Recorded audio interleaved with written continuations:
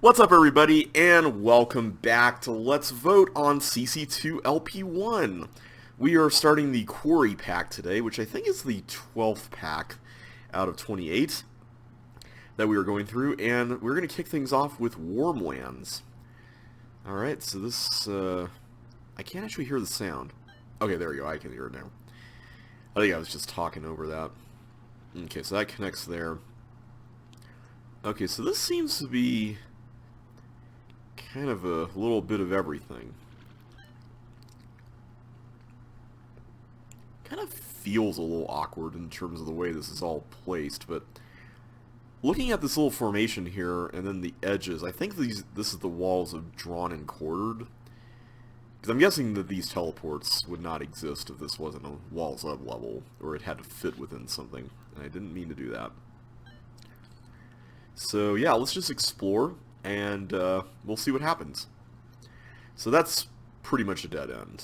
Let's just go to the other side now. There's a button there, but I need a red key to get that. Okay, so the tanks can either hit the brown buttons, or, the brown buttons are the... Okay. So I need to switch them later, but I think the idea here is I'm supposed to go up there once that thing is open, and then come down this way. Alright, I can dig it. This is an interesting way to use this wall pattern.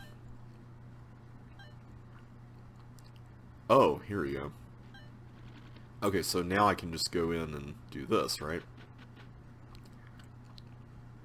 Okay, so that allows me to do the section up here.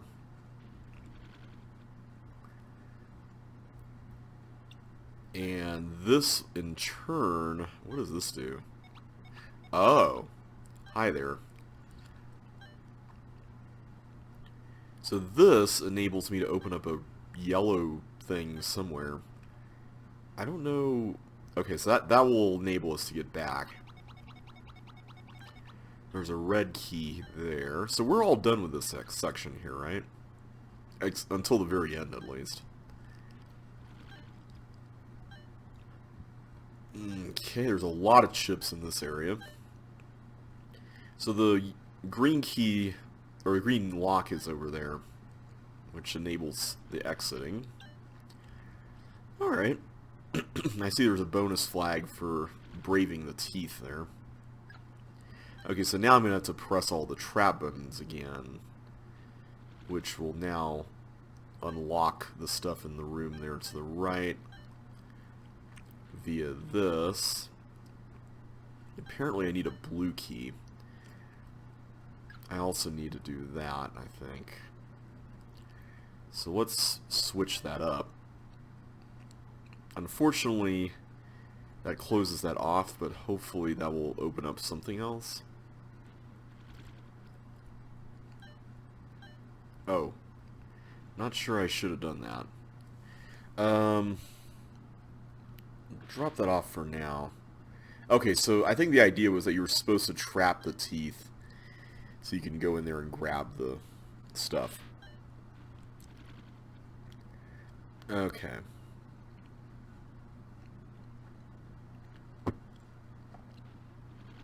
So now I'm going to have to do this again.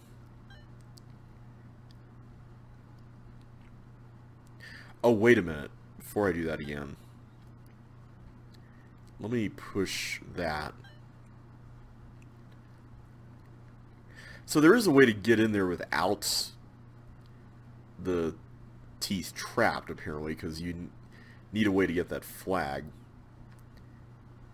Wait a minute, why is that one facing that direction? Is there a way to correct that? That is a little concerning. Not gonna lie, that's a little concerning. How do you... Oh. That didn't actually... Okay, there we go. Let me just go ahead and do this. Whoa. I did not mean to get right in the tank's face. Okay, let's go in here again. So there's one chip left after those 3, so where is that located, I wonder? We didn't miss a chip in the little notches at in the corners, did we? Oh, we did. There you go. Alright, so now we just get the stuff up here. Get our key. So let's see if we can get that bonus. If it's too risky, I'm not going to do it, but I want to see if it's possible without too much trouble here.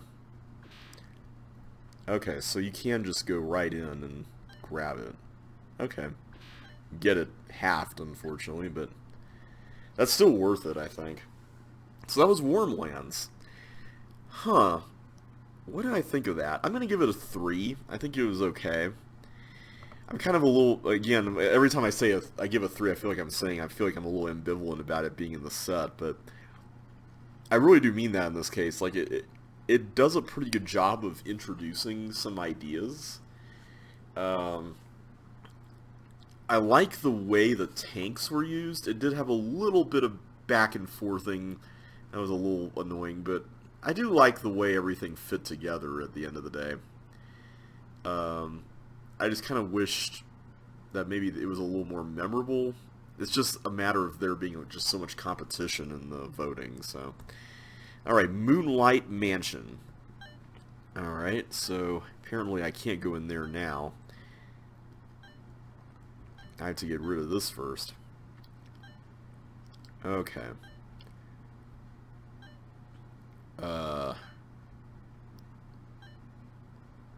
What? What? I can't push that, right? No.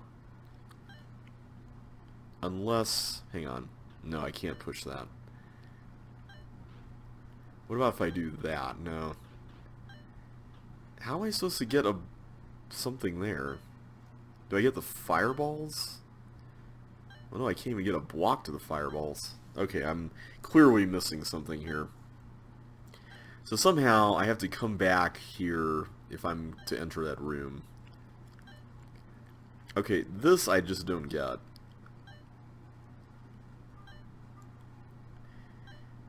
I need to get through there, but I also need to get over there, and I don't see a way to do it.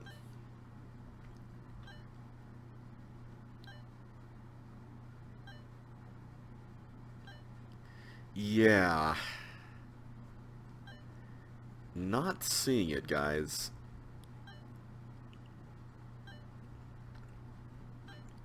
Oh, there's a... Oh, I didn't see that. Okay. That's interesting. Okay. That's definitely interesting.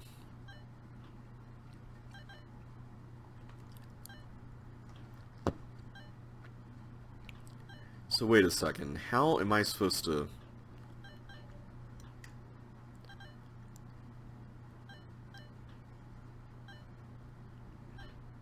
Okay, so I can do that, but that's not good because now that's trapped.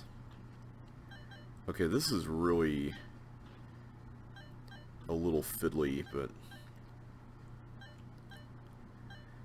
the concern I'm having here is, okay, first of all, what is the ultimate goal of this? Do I really need to get 7 blocks all the way over there? Because I need 2 here, 4 for those, and then another one there. That is going to be, oof. And I've already wasted 1. So I actually do need every single one of these. Wow. Okay, that's really something. See, this button thing, that's... Yeah, I'm not a fan of that button. Okay, I need to make sure I don't mess this up, because the fireball, I can't have these get destroyed by fireballs. I don't know what the purpose of these arrow blocks is. Like, is there a reason why these are even here? That I'm not really certain about.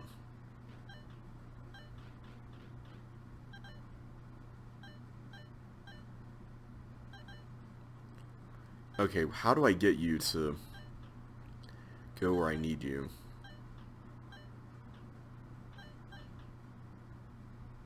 I need to, like, do the reverse of what was going on there. I don't like this part. This is... Ah, no! I didn't want that. Yeah, this opening section... Also, I think this is nuts and bolts. This opening section is really strange. And I'm not a fan of it. Like, this first one's not so bad. But then syncing everything up to get everything else... all ready to go. And by all accounts, it seems like I need the yellow key. Like, there's no way around that I'm seeing here.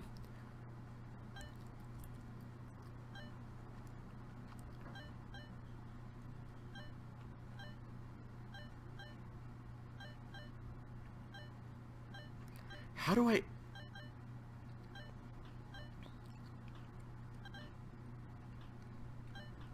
How do I even do that? Like, that's so weird.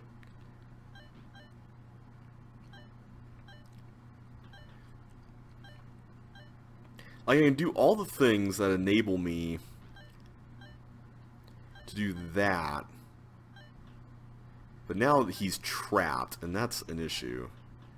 Because if I get him all the way to the edge, then the whole situation just persists. And that's not good. So maybe what I need to do is just something like this. I guess that works. It's so awkward, though. Alright, so let's just build up this, bridge up that thingy.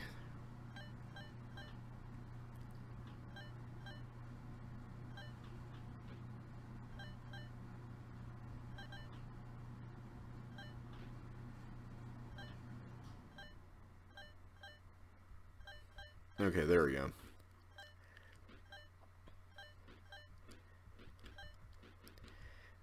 I know there's a way you can do this. It's just, you have to do it so many times. I feel like I'm sounding like a real whiner in these videos, and I don't mean to be. It's just, in the context of voting, you kind of want these levels to at least be something pretty fun to play. And, like, the concept is kind of novel. Like, I like the idea of a doppelganger pushing blocks for you. And it's funny, I actually made a level with this concept in Escape, the game Escape. Some of you are familiar with that. And the thing that was interesting about it was I made like a tiny version. And it had like this little tiny Sokoban that the doppelganger, actually it wasn't a doppelganger, it was like an enemy that followed you around. Kind of played around with that. And like, the concept was cool. I mean, there wasn't anything particularly wrong with it or anything like that. And a lot of people liked that version of it. And then I made, like, I thought, ooh, you know, this is really cool. Why not make a super big version of it? That's the first issue. I should have known something was wrong with that idea. But I made this super big version of it, which was not a good idea, I'll go ahead and say. And it was also an adaptation of another Sokoban, which was really challenging. I also don't recommend doing that either. Okay, see, now this is... I need the opposite to happen. How can I get you over here?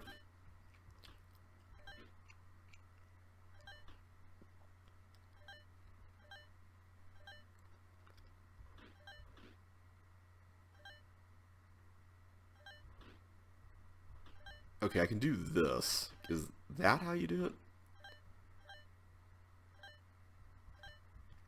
Yay, I got it. Okay, good. And I wasted so much time with this. I really hope the rest of the level is pretty easy. Okay, let's just book it now. But yeah, I made this... Whoa! Are you kidding me? After all that, there's a walker that blends right into the...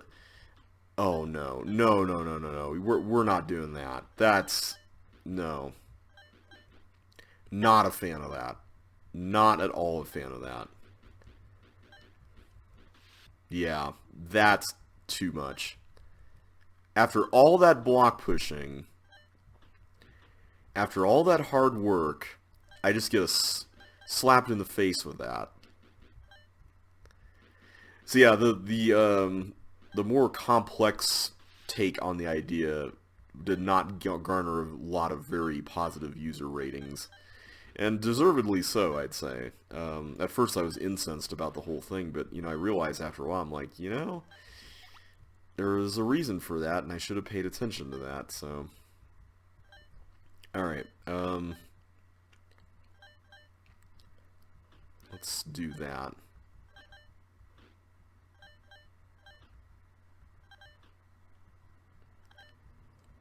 There we go. That's what I meant to do. But yeah, I remember, like, for the longest time, I took it so personally when people didn't like my levels, and I've tried to work on that more over the years, but I feel like that experience was kind of helpful, having people tear apart your stuff. Because, I don't know, if done well, that can really inspire you to look elsewhere for inspiration for level designs, because for a while, I would, like, rip off other people's ideas, and to be fair, I mean, I still use other people for inspiration, but I've tried to, make my levels a little bit more original nowadays when I do get around to level design, which I guess I haven't really done that lately since Walls of CCLP1. I mean, not that that was a long time ago. That was released in February, or very end of February. Okay, so I'm going to have to do something here. Okay, there we go. Yeah, once you get it, it's not as bad. I just hate the fact that you have to do it with that many blocks. Like, that is a little overkill. Okay, I think he's trapped there. Oh, there's multiple walkers. Oh, great. Oh, man, I don't like that at all. That's not cool.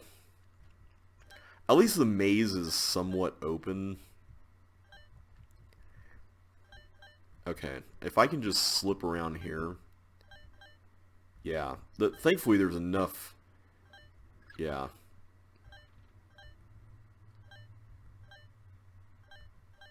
I'm just gonna play it safe here. I don't wanna rock the boat too much with this room.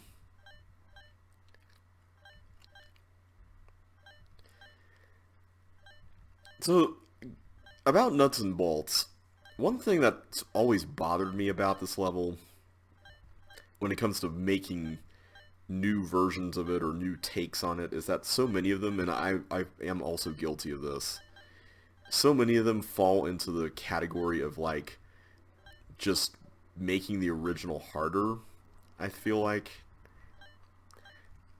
Not really the biggest fan of that. And I feel like this level doesn't quite fall into that trap totally, but it comes close. I will say I do like the fact that there's this color palette of blue and green in the level. It's pretty consistent, and I am not looking forward to getting those chips on the ends. That looks really painful. Oh! I forgot those are paramecia! Oh, you've got to be kidding me. That's so bad. Like, ugh. That's so bad. Why did I do that?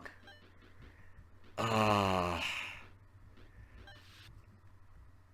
Yeah, we're gonna be here for a while if this keeps up. I think that opening pattern for the ice blocks is actually pretty decent. Because it prevents the chip doppelganger from doing anything too crazy with... I did not mean to do that. Okay, now I'm going to have to remember how to do that now. I think it was like that, though. There we go. Yeah, it's kind of nice to have something set up like that. Anyway, while I'm going through this, this is the topic I was like, I think I talked about this before when I was recording the last video, so I basically decided not to talk about it. But there's something that's been on my mind a lot lately, and I've been wanting to do a video about this. I watched a video about this actually from a YouTuber I follow, and I thought it was really interesting. It was in the context of board games, so it's not Chip's Challenge or anything that I normally think about whenever I hear this term. But I thought it was a really interesting thing to talk about. And that's this concept of hype. So, I feel like I've talked about this before in a video, but maybe not. And if I have, I'm sorry. But this is something that I am very passionate about. Maybe not very passionate about, but at least somewhat passionate about. I really don't like, and I feel like I'm, this pseudo-authority, like I'm positioning myself as the pseudo-authority on something if I start talking about it in this way, but I don't mean to. This is just me expressing my opinion on a thing. This isn't really meant to be taken seriously. I mean, I guess it is technically, but, oh wait, is that, uh-oh, is that okay? I think that will work. We'll figure it out. But anyway, there's this phrase that I often find a little bit troubling when it comes to any kind of media consumption, you could say. And the phrase is, for lack of a better way of putting it, I didn't fall for the hype. And this phrase always bothered me. And now I'm beginning to think that this was not going to work. Because the chip can go everywhere, basically, but not, I can't even block slap that. I wish you got a hook here. That would be kind of nice, just in case this exact scenario happened.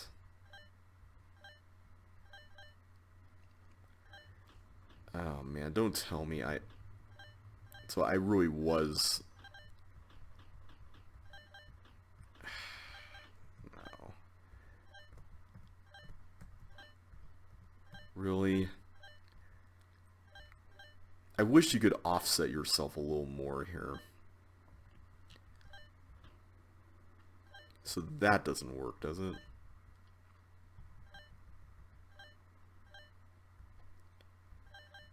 Hang on, I'll get back to the topic at hand here in a minute, but I don't think I can. Yeah, I can't do anything with that. So yeah, this phrase I often hear is, I didn't buy into the hype. And it's usually used in terms of consuming media or something like that. And it's kind of found its way into the board gaming world, which is what inspired this video, which I thought was an interesting topic. Because, and I want to be careful about this, because I do believe there are situations where this happens. So I'm not trying to discount that in any way whatsoever.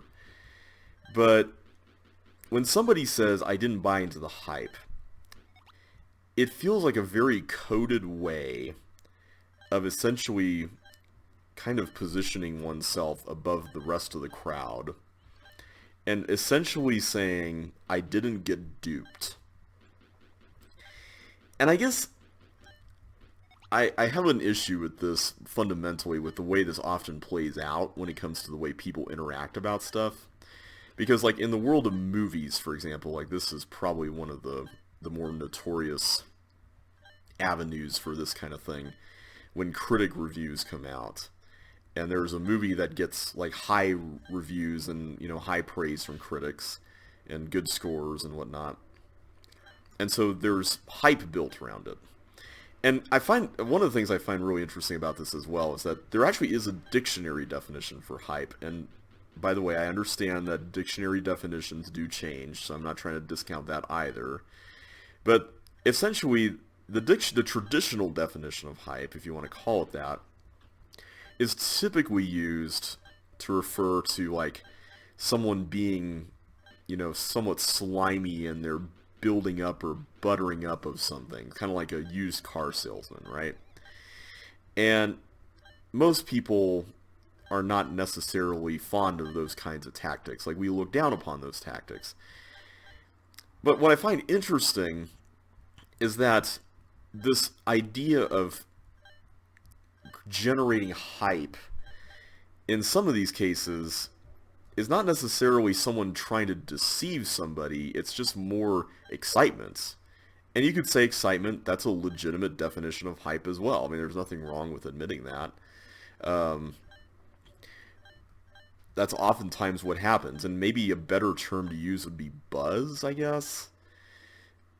But what ends up being the case, it seems like, is that people who are in this anti-hype camp when it comes to liking or disliking something and saying, I didn't buy into the hype, and essentially communicating, I didn't get duped, the anti-hype measures feel a little bit more endemic of what constitutes a traditional, definition of hype more than anything else. And that I just find really strange. Like, it's like, can't you see the exact tactics and the exact sorts of things that you're doing, to claim that something is being hyped too much, for example, are essentially the sorts of things you're railing against, or sorry, that you're using when doing this. Like, that is find so strange, and it's like, why would you do that, right? Like,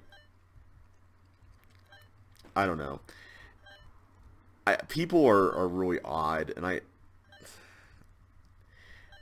feel like everyone wants to be, and I know I've talked about this before when it comes to other topics, but everybody wants to be kind of like the most moderate and balanced when it comes to basically everything under the sun. I'm no different. I mean, I've been kind of guilty of this too. But I feel like when anyone expresses an opinion that's positive about something, I'm not saying cynicism is bad, by the way. That's not the point of this, but I do think that it can be a very unhealthy thing. This is an interesting little thing here. Huh. Okay, I want to make sure that's there. But, like, I feel like there's a certain dose of cynicism that just gets to be too much after a while. It's like the whole point of being cynical is lost whenever all you're doing is... okay, there you go, that destroyed everything. Is just trying to be contrarian to everybody else. Like, I remember there was a friend of mine, I feel like I've told this story before. Like, there was that time in the movie world when there was that kind of trend of like fairy tale movies that were like new twists on old classics. Like, I remember we had that Jack the Giant Killer, or whatever that movie was called. That was sort of a dark take on Jack and the Beanstalk. It apparently wasn't that great, but somebody had an idea and decided to try it, and I have to give them some props for that. I didn't actually see the movie, by the way, but I'm like, this is a thing, and I appreciate the fact that someone thought that this was interesting and decided to cast their vision into a film and get it funded and do all that stuff. Do I always enjoy every movie that comes out? Absolutely not. Okay, hang on a sec. If I go up here, how bad will the fallout be from that? I don't think it's gonna... Okay, good. Yeah, I didn't think so. So yeah, I was like, so this is not anything particularly wrong with that. But the funny thing is that this person, before the movie came out, whoops, I need to get rid of that. Before the Jack the Giant Killer movie came out, was a big fan of doing things like this. In fact, she even wrote things that were very similar to this. But when this movie comes out, it's like all of a sudden it's now...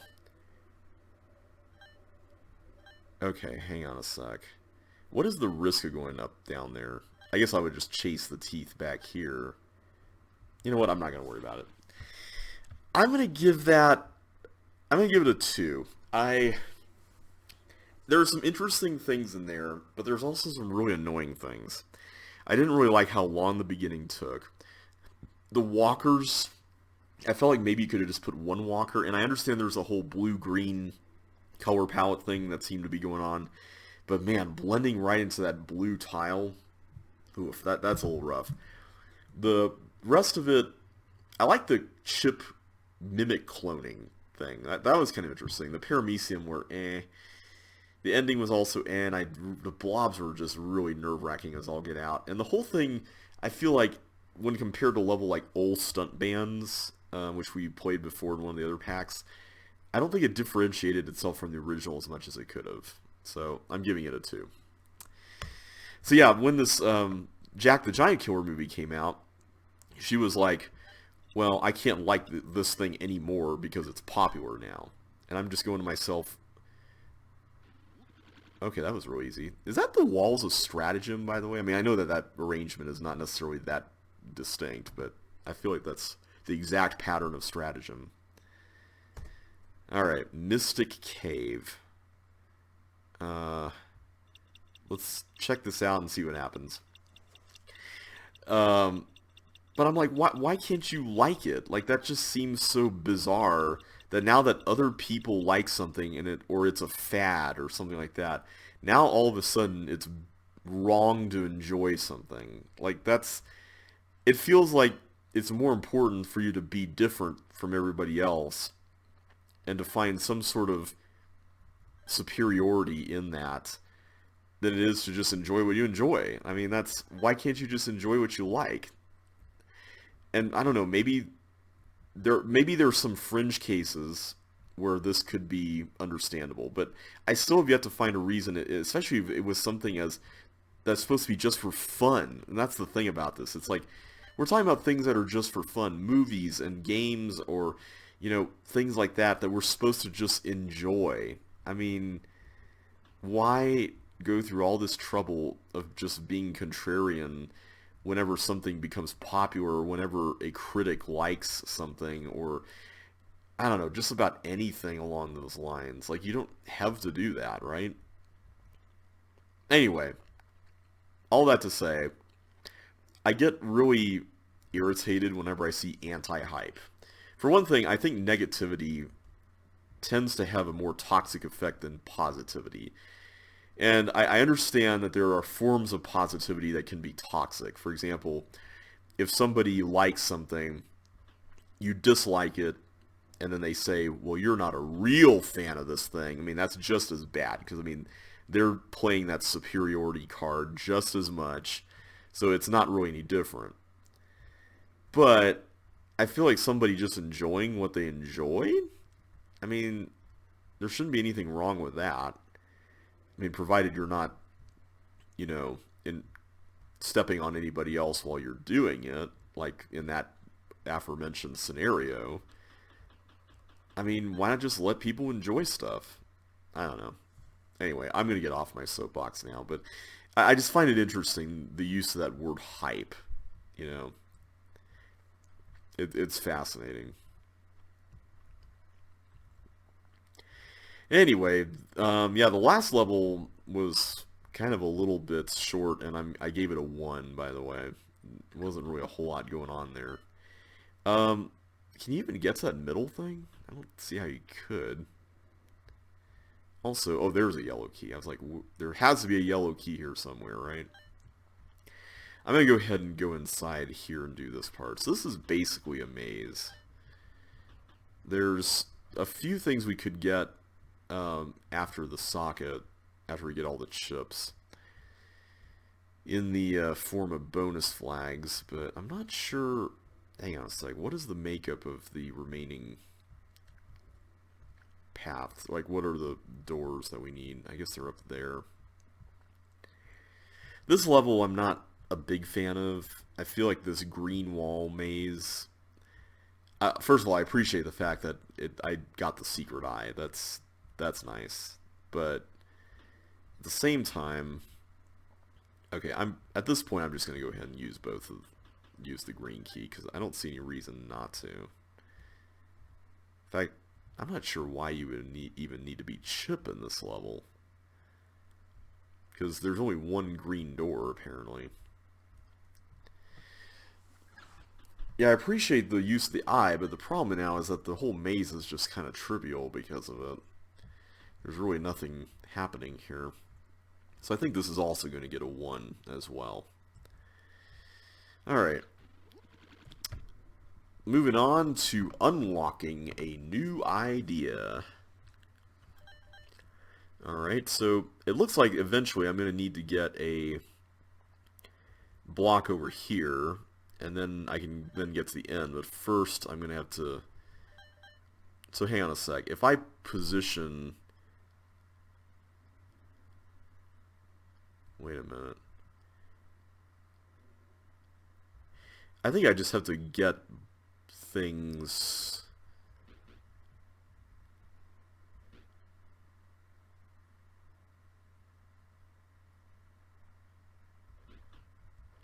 Yeah, that works. Okay, good.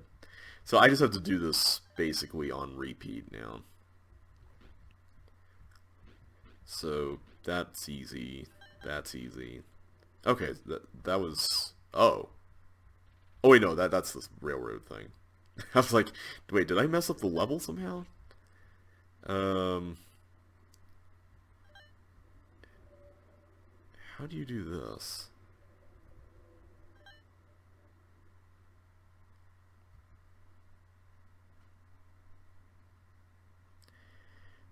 This concerns me a little bit. Is this workable? My worry here is that this block right here, if I'm not careful, that thing could end up spelling doom for us here. Because if I push this down, well then how would I get another block over here is the question. Because I need 4 blocks to do stuff. And maybe the answer was to get more things. Oh no. I can't really clone another one now. So I have to commit to this.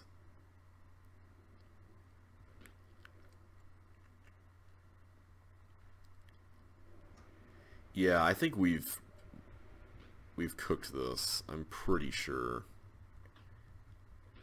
That's a really interesting final puzzle. Overall, this level's pretty easy. Save for that final bit.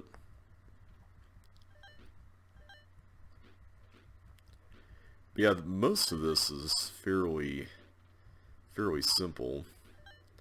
Okay, so here, I think what we need to do is we need to store a block over on the side this way. And then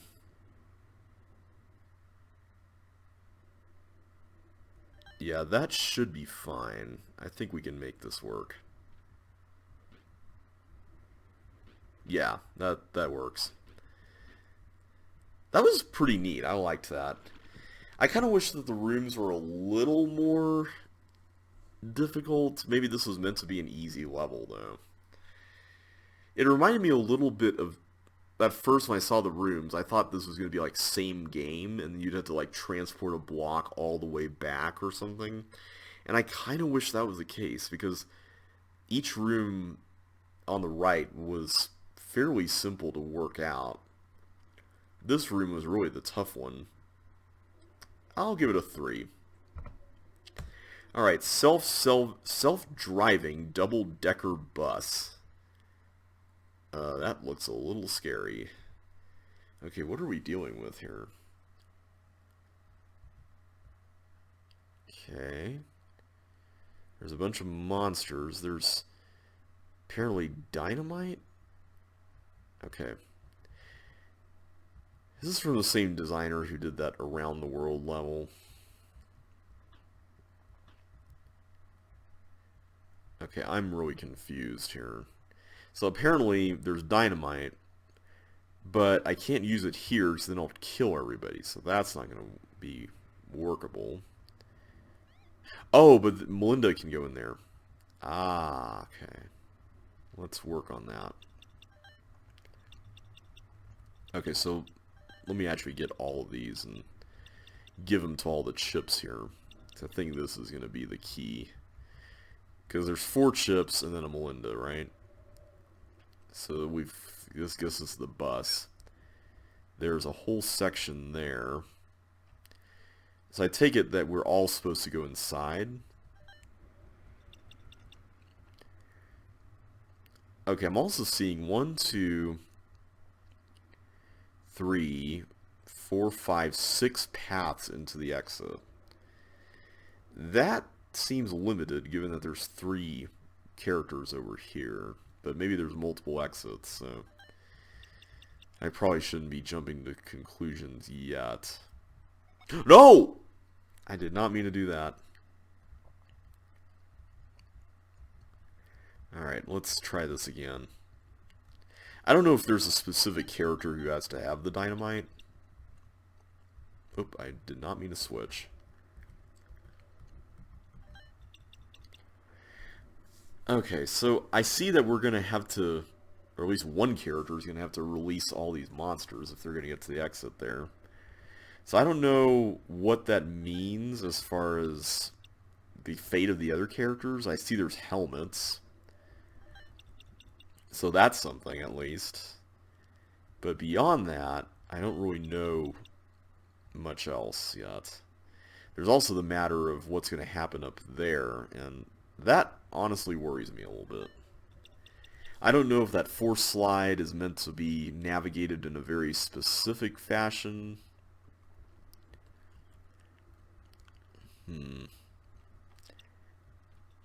Although, wait, I can't even go up that. So, yeah, maybe we're all supposed to go into... You know, tell you what, let's send Melinda here first. Okay, so there's multiple buttons here. There's enough blocks to destroy all the bombs, I can see that. But the actual button part of things is a little questionable. I also see that I can escape back, but it looks like I'm going to have some really precise footwork here if I'm going to pull that off. Yeah. So basically, sending Melinda up there is a bit of a liability. I guess I could just hold left, right? This level, I'm not, I think I said this before, I'm not a big fan of these levels with multiple characters where you have to go through this whole process just to move everybody around. I hate using the word fiddly and overusing it, but it feels very apropos for what's going on in a situation like this. How am I supposed to get that? Oh, the characters can hold that down, of course. That's right. Okay. So we'll do that then. We'll navigate up here, and then 4 characters can hold down the buttons, and then 1 character can go in and grab the chip there. Okay. So now you guys need to... One of you at least needs to head over that way.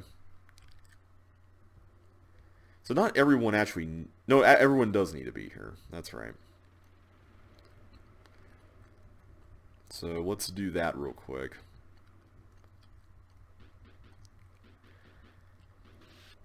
And I guess I'll need to use the other side for some leverage here.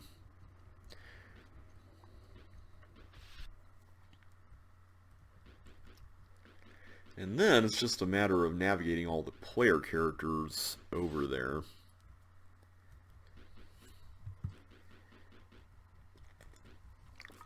Alright, so I'll just go ahead and hold that down. Go ahead and get you over there.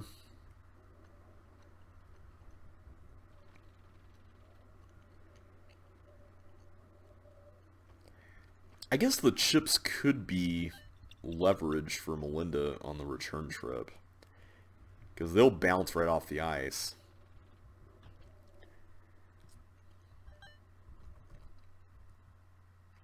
Okay, and then we got one more chip. And this will be the chip collector. Ha ha ha, see what I did there? Chip's name and chip. And never mind. Alright. So we now have that. So here's what I'm thinking. We could do this, where you go there, right? And then you can go down to the next one, like that. You can go down to the next one. So that way Melinda has an absolutely safe path back.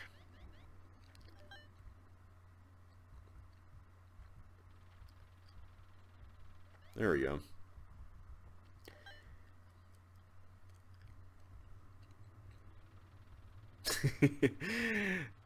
That's kind of funny. Okay. So at this point, I'm not sure what we're supposed to be doing with these three. That's the mystery here.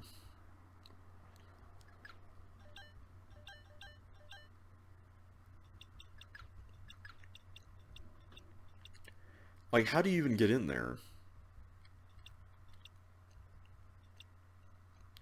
Also, can we escape this? Apparently we actually can't. I thought you could. Wait, I can't even switch. Wait, what? I can't switch characters? My window's not inactive, right? I can't move. I can't switch characters. Are you serious? Okay, that's really frustrating. What? My keyboard is not, like, acting up, is it? No. Okay, I can pause the game. Why can't I switch characters? No, seriously, guys, what's going on here?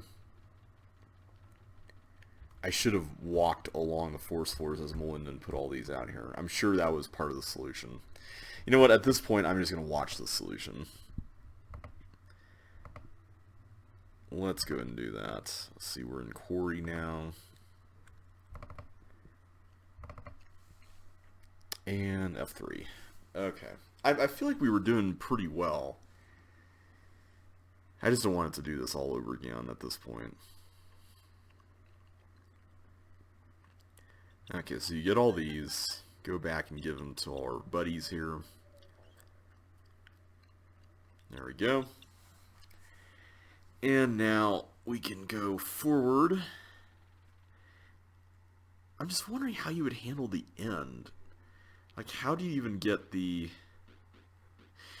Well, actually, no. I think you would have to... Yeah, you'd have to open up the toggle walls first. So it was basically just a matter of that, right? I don't think... Yeah, I think that was all you really had to do at the end, was that you have all those characters exit, then you blow open the things, and then I guess one character carries the dynamite to the exit and then clears the path that was already used? Is that how that would work? I have to assume that that's what you'd have to do. Because there's only room for 6 characters, so I'm assuming the 5th character in the this first group here, that character would probably need to be the toggle button presser. And then you have the 3 other characters, so one of them would be the 6th one, and then the 7th one would use the dynamite and then exit alongside the 8th one. Right? I think that's how that would work. I don't think there's really anything special about the skates, though, right? Unless, I don't think they're used at the end, are they? See, this is my issue with this level, is that as cool as it is aesthetically, I'm not a big fan of these things where the whole thing feels like a lot of padding. And the opening section with the skates kind of falls into that category for me. Okay, so now that's all taken care of. You can get that. So let's see if my idea with the... Okay, yep, you do have to do that. So I think it is actually possible to navigate everybody down without doing this, but I guess this is like the foolproof way. Providing that you don't do what I did and you actually give suction boots to everybody.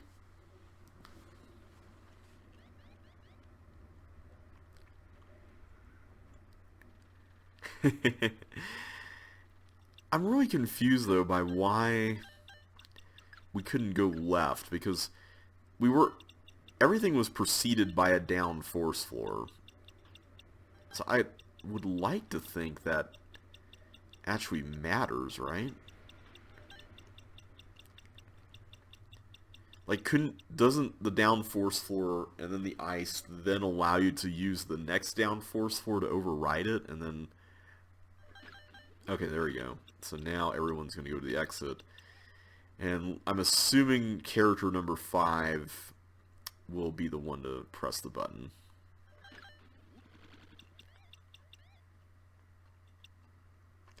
Let's see if that's correct.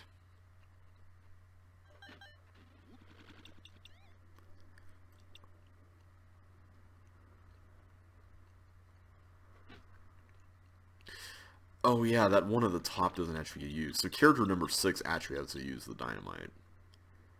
So I guess that's unavoidable.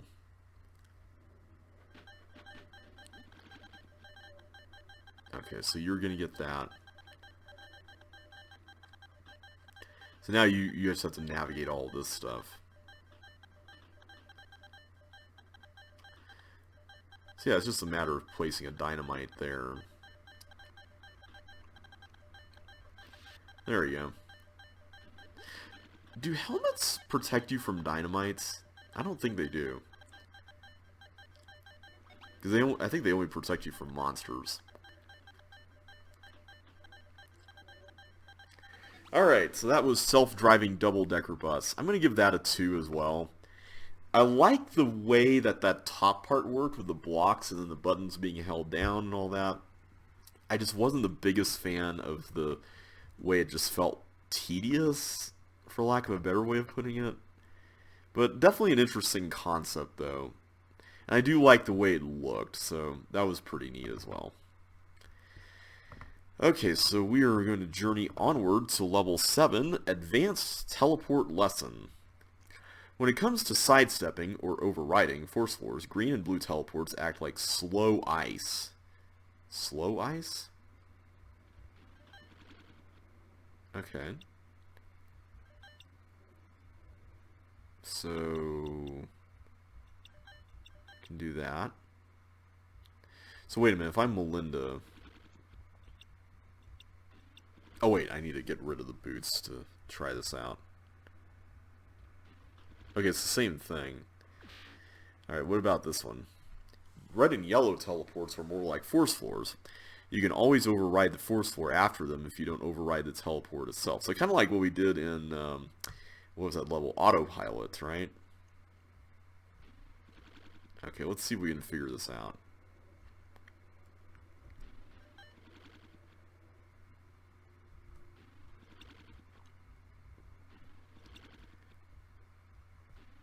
Okay, the problem is I'm trying to override... Yeah, there we go. I'm trying to override the thing, but not the thing I'm exiting out of. Alright, what does this say? Unlike force floors, however, you can override consecutive red and yellow teleports. Okay, so we're going to have to do that here. Yeah, so that's what you do in autopilot, basically. You can only drop yellow teleports on regular floor, plain wires, and wire tunnels, and only when there's no item or item blocker there. Item blocker? I mean, like a no sign? I feel like that was used in fill in the blanks.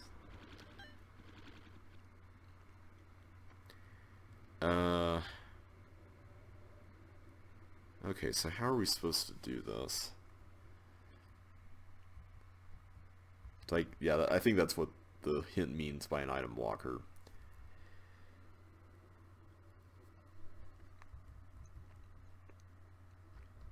There we go. You will push this block when exiting the left teleport, even if you override the teleport. This happens with both red and yellow teleports, but only if you enter and exit different ones. Okay. So I can't go through that. Was it wrong to press that? Oh, am I supposed to get these? Oh, I wonder if the, oh, hang on.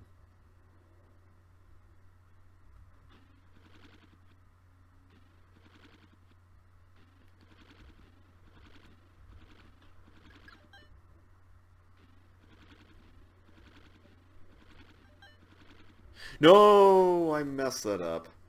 So wait, how do you get rid of that, though? Because that block can only go right. I am a little lost about that part. I wonder if I pushed it when I did the earlier yellow teleport puzzle somehow?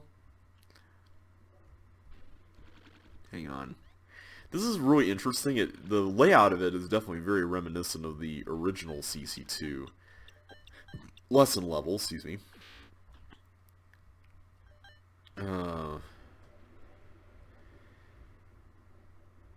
That being said, I'm not sure how I feel about this being an actual level in the set. Like, it's definitely very interesting, for sure. I'm just not sure how I feel about, like, advanced mechanics being in, or mechanisms being in official levels. Okay, it seems like that's unavoidable, that being there.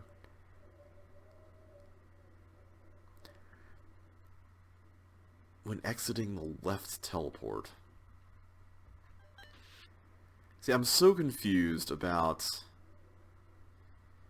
how you're supposed to push this.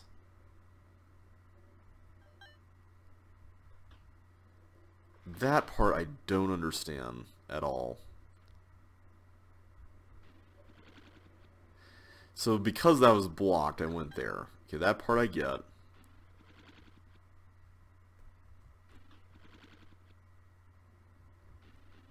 Okay, that part, that happened. Oh, that's on a railroad. Okay. I didn't realize that. I forgot that works differently. You can never pick up a yellow teleport under an item blocker. You can try here anyway if you like. Oh.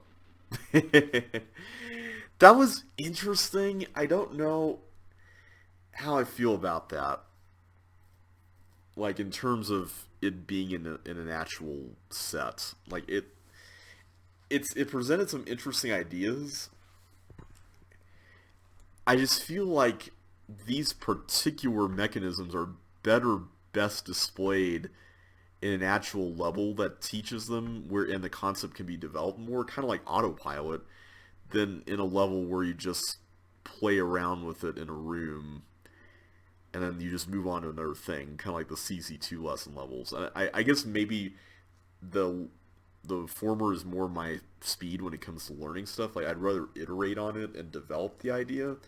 This was just a bunch of scattered ideas that all fell under the banner of advanced teleport mechanisms. And while I like that, I like, in theory, it's just for an actual level set. I feel like you need actual levels that have actual puzzles and actual things in them. So because of that, I think I'm going to have to give this a 1. I'm not really a fan of having this kind of thing in a set where it's like just meant to be a tutorial and that's kind of it. I like the idea of having levels that kind of function as tutorials, but they feel like real levels. And I've been trying to call out those things throughout the voting whenever I see them. This one felt like, hey, let's showcase a bunch of weird behaviors, which I'm not really too keen on that being in an official set, as well as as very well done as this was. All right, the sigil of oh, not another sigil level. Boot dropping is not allowed in this level. Yeah, I remember that from last time. Okay, so that's a thing. Okay, so what are we dealing with here? We've got both boots. I think the block's going to have to go there, right? Once it gets cloned. And then... So wait, is it going to clone down, or is it going to clone right? I mean, I guess it doesn't really matter, does it?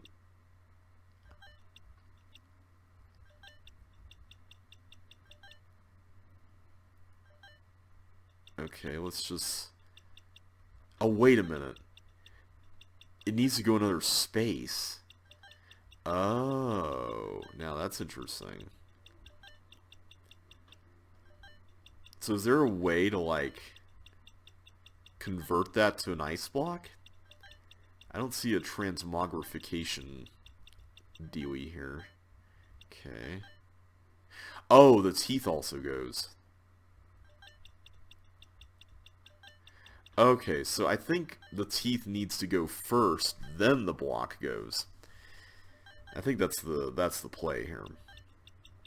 So I'm gonna have to figure out a way to stall this thing, aren't I? So it's gonna come down here. Do I send it up there?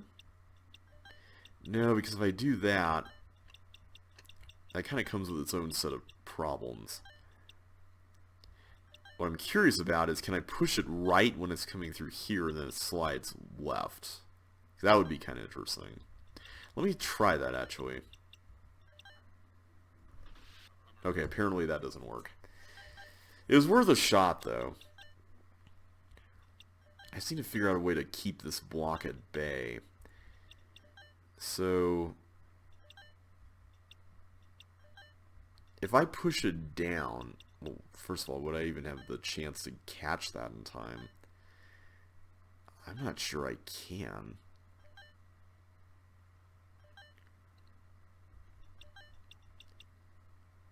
I guess I could just sit here and then push it through the loop again, right? Let's try that.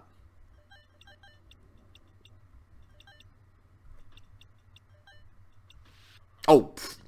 Of course that was going to happen. Unless... no, I can't really block up the whole thing with a boot. Yeah, that's not going to be... I feel like this is the more or less intentional way to do this. Okay, there we go. That's what we needed to have happen. Okay, so now the teeth can... wait a minute. Am I supposed to go over here to do that? There we go.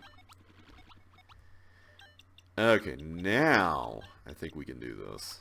There we go. Interesting concept. It kind of reminded me a little bit of All Shook Up from the original CC2. Except it was not just about sidestepping force floors. It was about getting a block to side step off force floors. That's a really bad way of putting that. Oh, man. Honestly, there just wasn't really a whole lot to it. I'll give it a 1 as well. Alright, still trapped. This hint is a trap. Good luck leaving this room. This hint is a trap? Did that close down the... apparently it did. Was I supposed to leave in, like, record time? Apparently I was. Okay, so this is basically a get things and leave level. Alright, so I think this is just going to be one long journey for Melinda here. This kind of looks like the level Escape from CC2, sort of. Maybe not really, but it kind of reminds me of it. Okay, that's not going to actually get on any of the railroads. Whoops, I did not mean to go that way. Okay. Where does this go? Oh. Hello there. Okay, can I just drop you and then... there we go. I feel like I don't need that anymore, but I could be wrong. Okay. Where do we need to use these bowling balls? I'm nervous, guys. I don't know what we're about to encounter here. This feels like kind of like a roguelike dungeon kind of level. Oh. Apparently I don't use the bowling balls.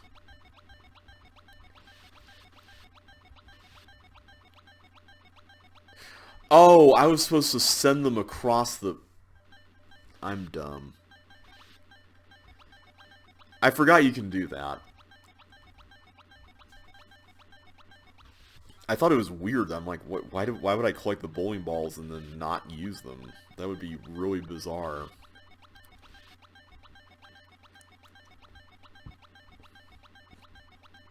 Okay, so this seems like just one long linear thing for Melinda.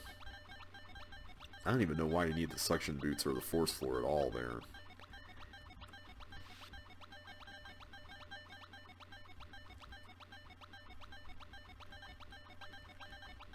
There we go. No, I didn't mean to do that! Oh, man. There's always this one level in all these videos that manages to completely stump me. And it usually ends up being like a lot of little silly mistakes I make that cause the whole thing. Alright, let's do this again.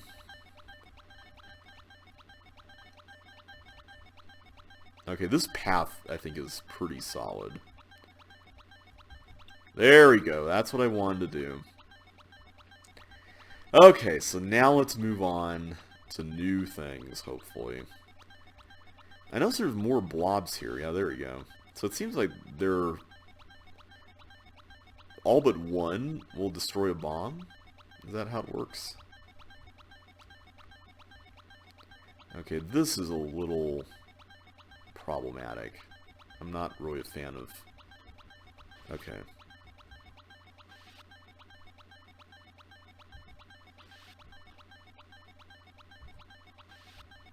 Okay, there we go.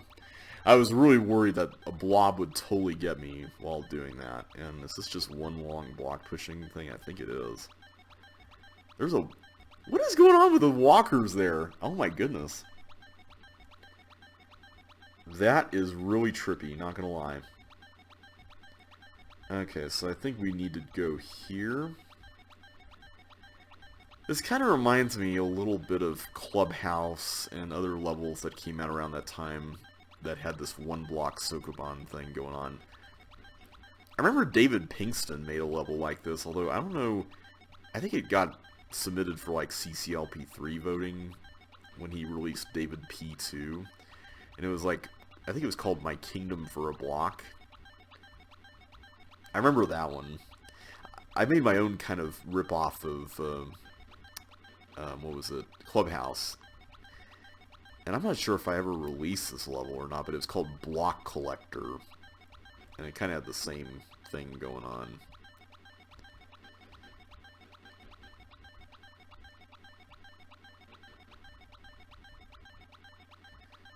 Okay, finally got that. Okay, so now we've got some fireball shenanigans going on here. Apparently. Huh. So I just need to direct 5 fireballs up, then. Okay, well, easier said than done, because these ice blocks are going to make things a little tough.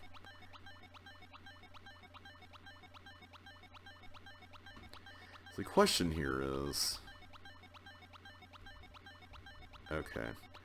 I really want to just completely get rid of that. Mainly just because I really want to get the... Uh-oh. I hope that doesn't end up being a... Okay, good. If that ended up being a problem, that would be a problem. Very, very quotable words there. Alright. So, I think at this point, yeah, I can just send it up there.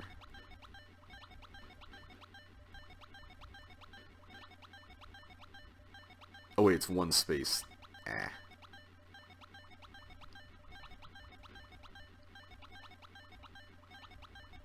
Okay, let's do that.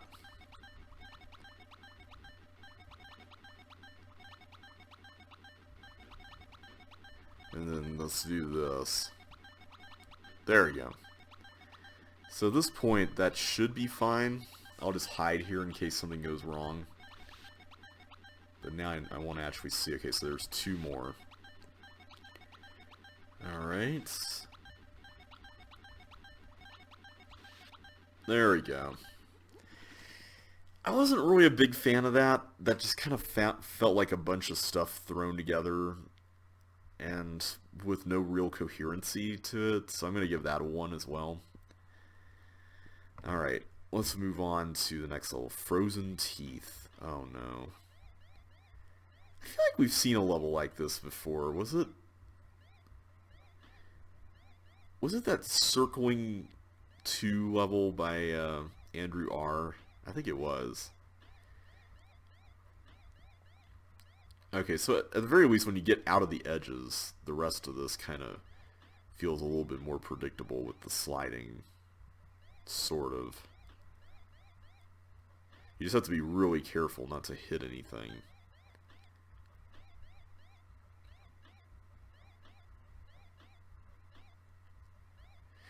The other thing that's a little awkward about this, and I guess technically this doesn't matter, but like psychologically this feels like it makes a difference, sort of, is that when you slide across something, if there's a wall there, it feels like you're in greater danger of being clobbered by whatever's coming toward you.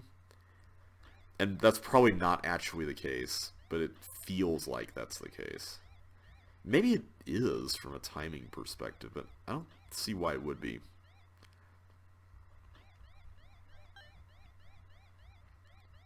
Yeah, these little turnaround points make me a little nervous. It's not a big deal, but... eh.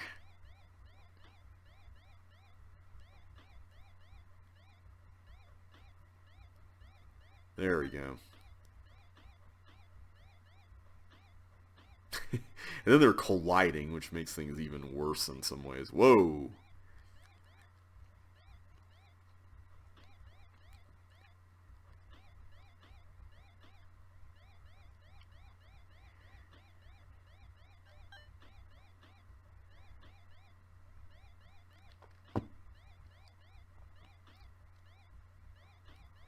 Okay, so clearly we haven't missed anything yet, because the last chip has to be here.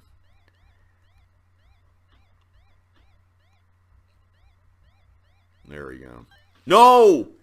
You know what, I'm going to move on. I'm not a fan of this level. It's getting a 1. We basically solved it, except for the run to the end. I feel like this concept has been done so much already, and I'm not really a fan of it to begin with, so yeah, I'm just going to stick with a 1 on that. Alright, Out of Luck. Oh no, are we going to have to pick... For each vertical pair of buttons, one is correct and one is wrong. You can get up to 5 wrong guesses. A random pattern is generated... oh no.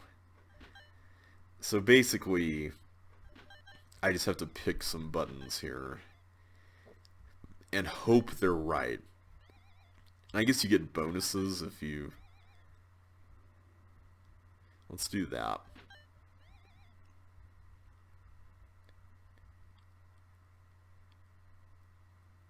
So how does this work? Do you just... do I press all the buttons? Does that do something? I guess it's opening up more stuff, but...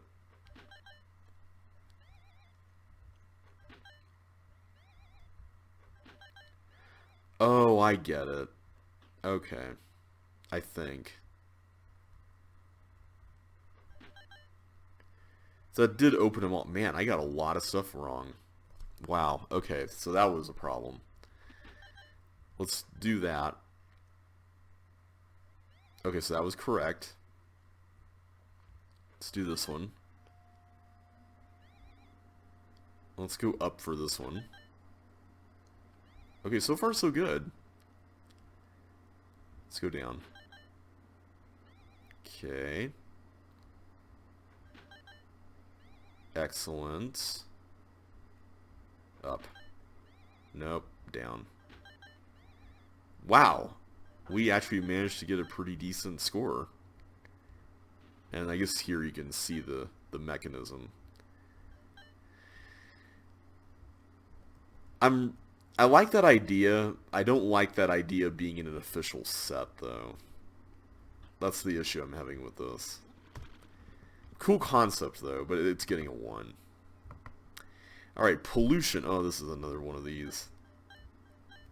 Oh, man. Okay, this one looks even more chaotic in some ways, even though it's more matrixed than the others. Mainly because all the blobs are in, like, yeah, I can't even get to that. Like, these things that are right here, the chips that are right here near the start, you kind of have to get these right away. Or else you're kind of hosed. Okay.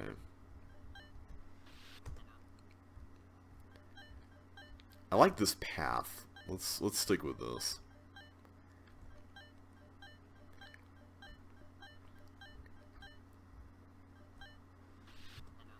Okay, I think that was the same seed that we had before, so there doesn't seem to be a high number of seeds that are in play here.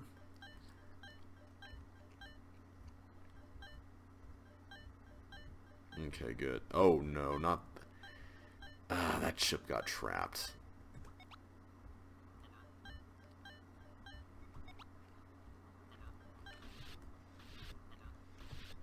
Really?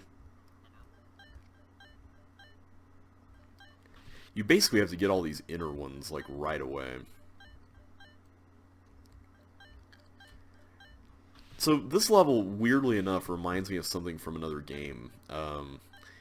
There was this game, and I think I've mentioned this before on the channel, way back when. There's a game called Ball Game 2. That was like a DOS game back in the shareware era that I played way back in the day. And I don't know if anyone is familiar with Ball Game 2, but it was essentially this sort of... I wouldn't call it a puzzle game, because it really isn't a puzzle game, but it was sort of like an action game where you had to go around a maze and navigate a ball around. But it wasn't a puzzle game, it was more of like a dexterity game, if anything, because you had to be very careful about how you pressed all the keys. And then on top of that, there were all these elements in the levels. I can tell you right now, I'm not a fan of this. There are all these elements in the levels that bounce the ball, so you have to be very careful about hitting those, or else the ball could careen off the edge. Because there was an edge, and if you went off it, then you were pretty much going to be screwed. So you... Really? Are you kidding me with this? I really do not like this level. In case that hasn't been made clear by now, I do not like this. I was willing to put up with, like, Sponge Blob SquarePants and those other ones, but this one just has way too much unpredictability, and you pretty much just have to get lucky with that middle section. That's also getting a 1. That is 6 1s in a row. We still have not had a rating over 3 here yet, but let's see if this next level will change that. Anyway, there was a level in that game called Watch the Time, and it was basically this thing where you had to go around like a grid and get all the gems or diamonds or whatever the collectible in the game was. But there were all these little bouncy bumper things that would send your ball everywhere, and you had to do all this under a strict time limit, so that's what that level reminded me of. Anyway, pushing the boundaries. The chips are not needed, but will unlock lots of bonuses. There are no tool thieves, only key thieves. Okay. So that's not... Okay, so I can do... Oh. Huh. How do you get that? Aside from maybe bowling balls or other things. So... Oh, hi. We can do that. I don't see what the point of pushing that is. I don't want to release the trap, at least yet. This is really interesting. Okay, what am I trying to do with you? I guess go over there. But no, you can't go over there because there's a... Oh, I'm just trying to get around. I think that's what's going on. Yeah. Okay. That's pretty cool. I like that.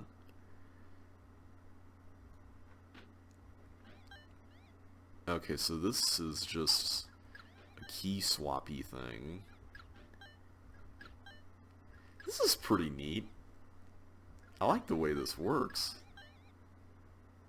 Okay, now how do we do this? Did I miss something? I think I missed something.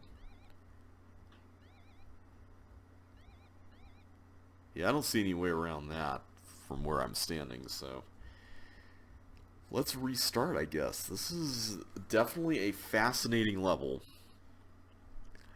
I'm not sure what to make of things like that, but that is pretty neat that that's there. There's also a bribe there. I didn't note that last time, but I guess that's a thing.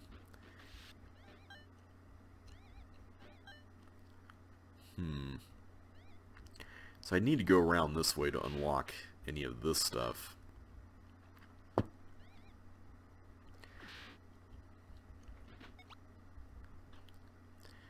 I also have to remember that apparently the chips are technically not even required. So did I miss something here last time, or is it just me being silly? Or I guess those are both the same thing.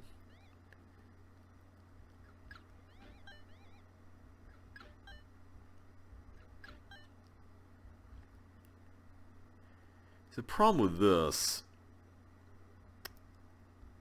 I'm not seeing a scenario where this can be used earlier to get over here.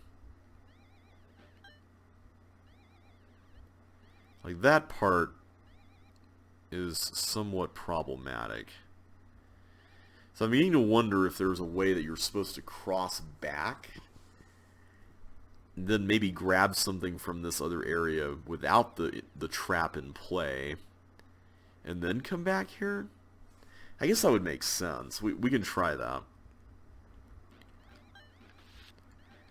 I'm still not sure what the hint means by the chips give you bonuses. Unless there's just bonuses behind the socket. Like, that would make sense. Okay. So that goes there. So if I go over and do all this,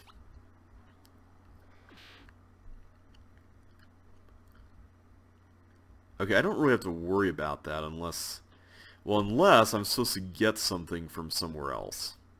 And that's definitely a possibility. I should actually look around more. Let's actually do that. Let's look around more and see if we've missed anything. I'll just continue getting the chips for now, because I don't see any reason not to. Let's see. Can I actually make it anywhere here? I could make it here. I don't know what that yellow tank is going to accomplish by doing that. I guess I would need to do this first to make this worthwhile. Otherwise, that's going to be a problem. Yeah, I'm still not sure what to make of this. It's very interesting. I just feel like there's some grand tying it all together sort of element to this I'm not seeing yet. And I'm waiting for that shoe to drop, if that makes sense. So I can go through here. Another key thief there. And then we got even more. So here's my question. Are we supposed to use the... Wait, no, I can't take the keys through there. Huh. So what does this do? Oh, I need to actually hold that down. This level also has a pretty huge time limit, and also, that's not going to be safe to get. I can't do that. Okay, this leads up here. Oh, that controls the trap. Okay. So I can go on this one now, and then do that. And then I can go on that corner one, and then press the blue button. I'm not sure what that will accomplish.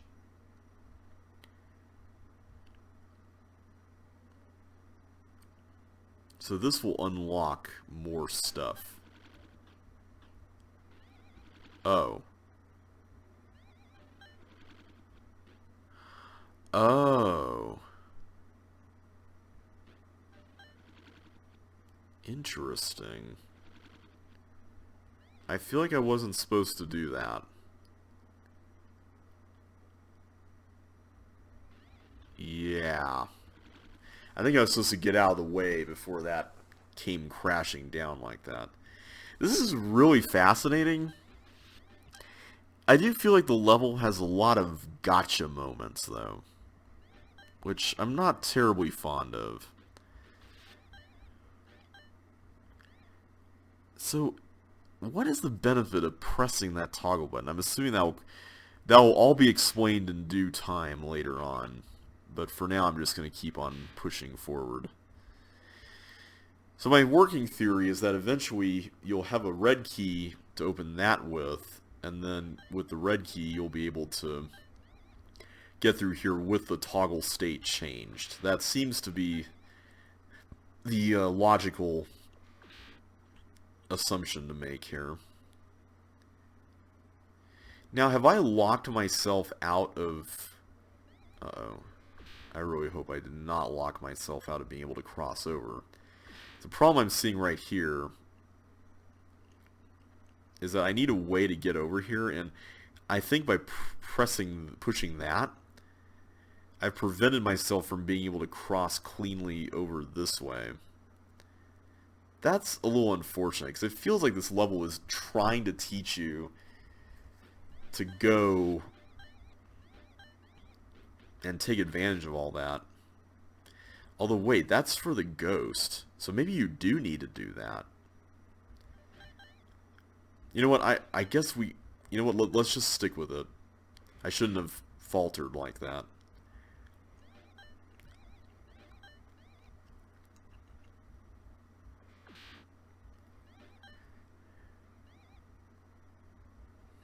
Huh.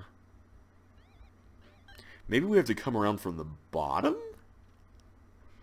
That would be interesting. So I think what the whole gimmick of this is that the key thieves are ultimately used as barriers to ensure that you can't just carry keys freely around the level, and ultimately you need to open up things that will enable you to pull that off. Okay, I'm going to get that here in a minute. So let's go ahead and release that. I also can't push those. It's interesting that there's all these things you can't actually get. And so far I've not seen anything to suggest that there's some, thing that you can use to make that happen. So I'd be really curious to see if there is like dynamite or maybe a bowling ball. That would probably make more sense. I still don't know if we need to do anything with that. This is a really interesting little challenge here. So basically, go for it. There you go. Okay. So I can get a blue key right now. There's also a bribe here, which is interesting. Why is there a bribe here? And where would we take a blue key? There?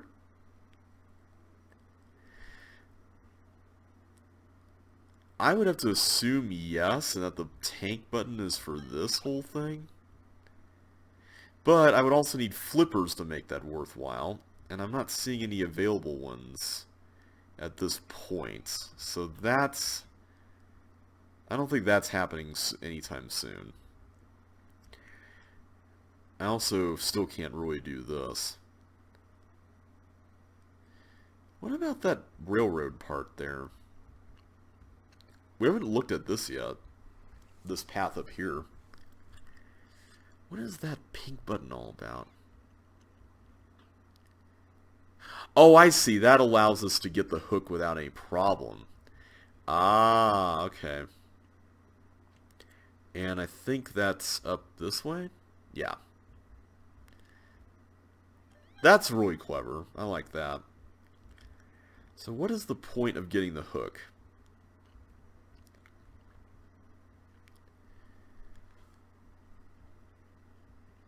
Because right now I'm not seeing it. I mean, I guess I could just go and do this now, and it doesn't really matter because I'm opening up the door. I mean, I don't necessarily have to have the flippers to accomplish anything at the moment.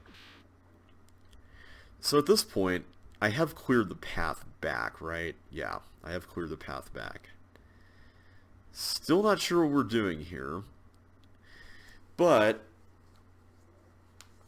it is interesting that you can access this upon getting that red key, which is potentially early.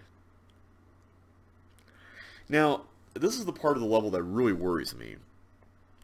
Do you go ahead and do that now, or do you go to the right, get this blue key, and then get that red key then? That's the part I'm kind of curious about, and I'm also really nervous about. On top of that, what are we even doing with any of this anyway? I see that there's a yellow door here. I'm not really sure what the point of that door is, but... Well, I guess it's to get the red key. Because you can push that one to the right, then go up here, then get the red key, and then you're good. So wait, is that the solution? Because we had blue, and then red... Blue, red, yellow, yellow, yellow, and then we were stuck after that. So I think that actually is the solution. Right? Let's give it a shot. At this point, I feel like it's better than any other idea that we could come up with, so we're doing this. We're going here. And really, there's no reason not to do any of that. In fact, I think we kind of have to, because we're about to trade this in for a red, effectively. So we go over here to the swivel area, and then do that. We don't have any keys, so I don't have to worry about anything shenanigan-wise there. And then I get that key, then I can head back through here. If I'm right, this should allow us to get the flippers, right? Yay, we got the flippers. Alright, so now I got a full complement of items now. So now I can cross over here and into the flipper area down this way. Okay, new area now. New area. This is exciting. Well, it would be exciting, except now I'm not sure. Oh, wait, I have the hook. I do have the hook. So now I can do that, which means I can cross over here. Do I want that key? The answer is yes, because I can open that up. Okay, and then that opens that. So I also need the red, right? One thing at a time, though. Let's go and do this. This is not going to hurt anything. Okay, so that opens that up. What is this? What in the world is this all about? I have no idea what to do about this. Is there any new stuff that I can access over here? I am not seeing it if it exists.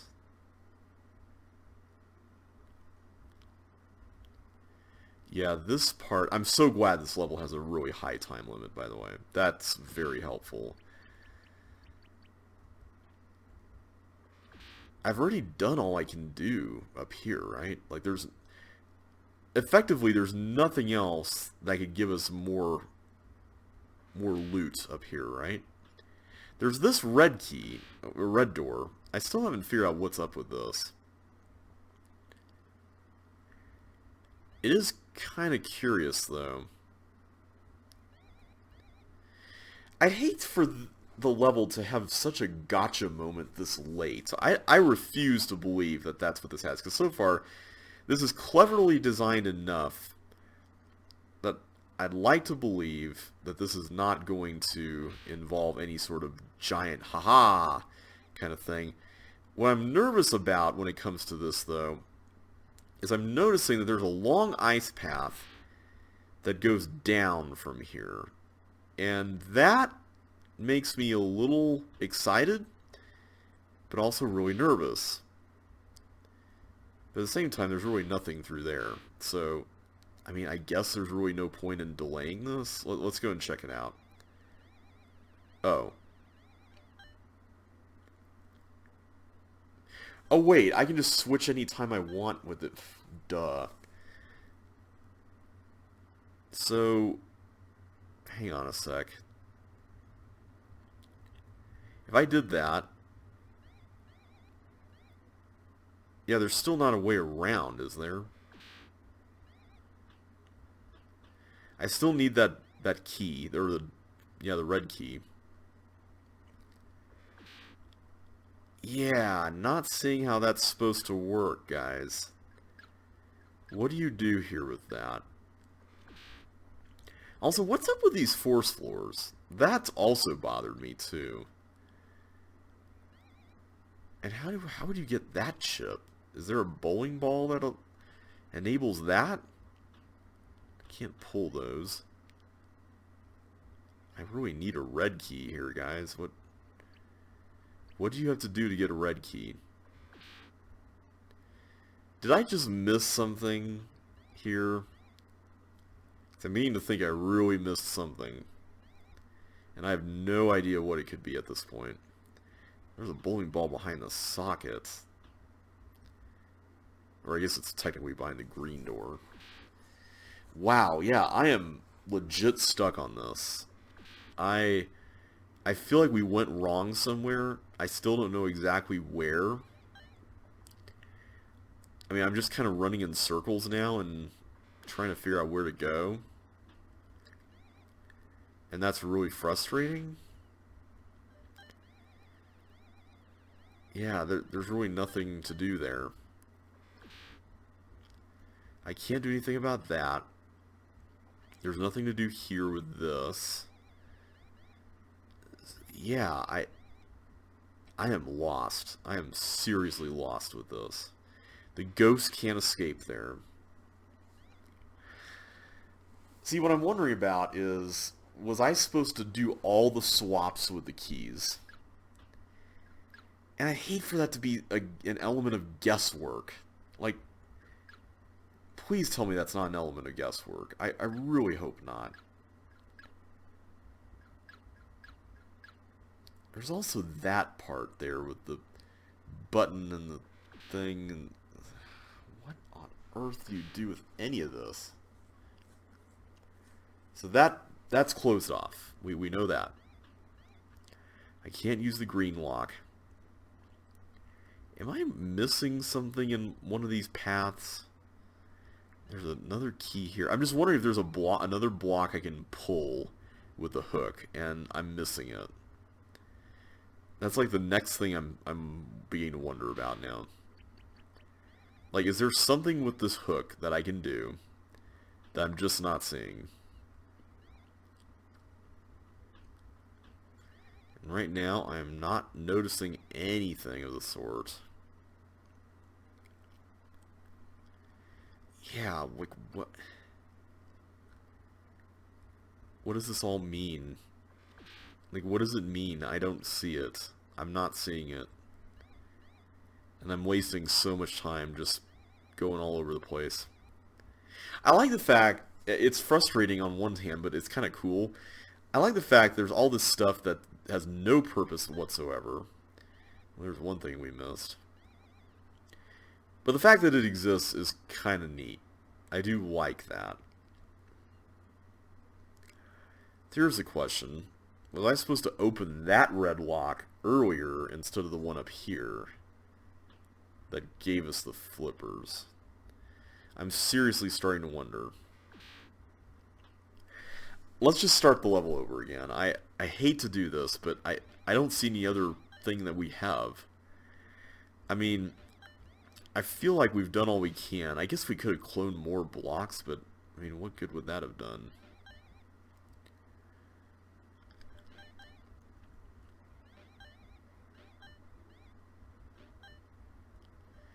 Okay, so I have to assume that pushing things generally means they're fine, right? Like that seems to be a fairly understandable way to live your life.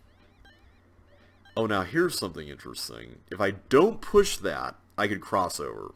So maybe that's the key the whole time. I was supposed to just do this without getting that chip early, and then crossing over, and then going over here. Is that the play?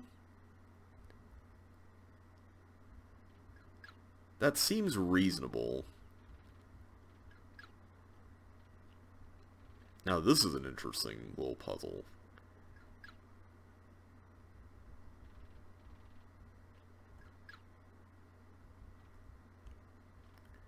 That is honestly really fascinating, and I like it.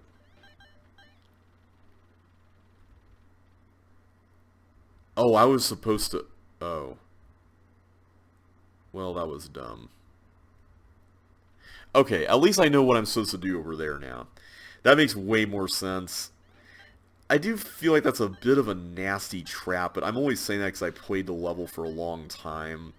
So I feel like I can't be trusted to be objective about that. That's not really fair of me to say it. Like, that chip there, I don't think that's necessary, because there hasn't been a situation up till this point where opening up something too early, or pushing something back too early, will hose you. Like, that hasn't happened yet. Okay, now that I know I need to do that.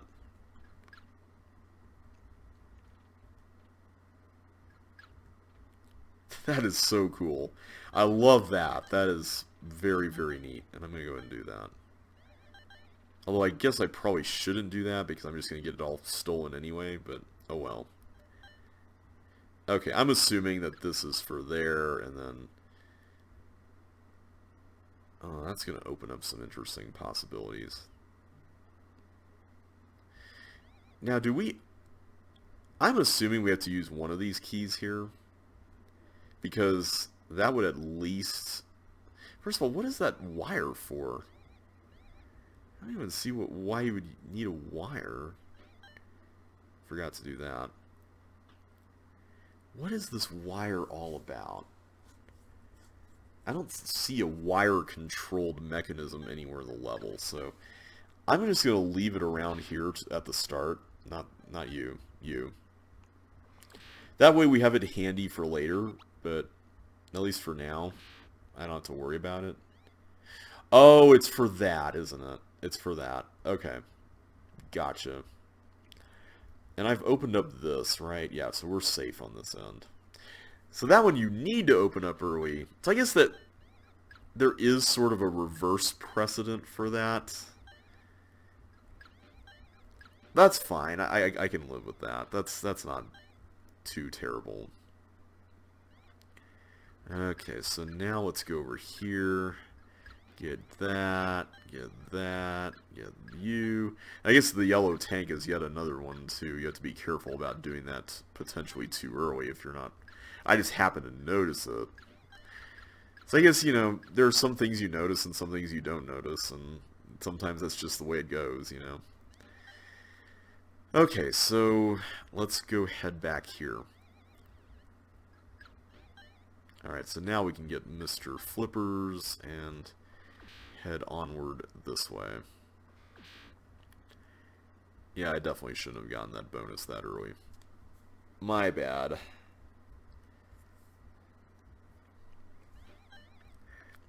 I'm really enjoying this level, minus some of the hiccups that we've been seeing here, but it's been really fun. I like a lot of the concepts in it.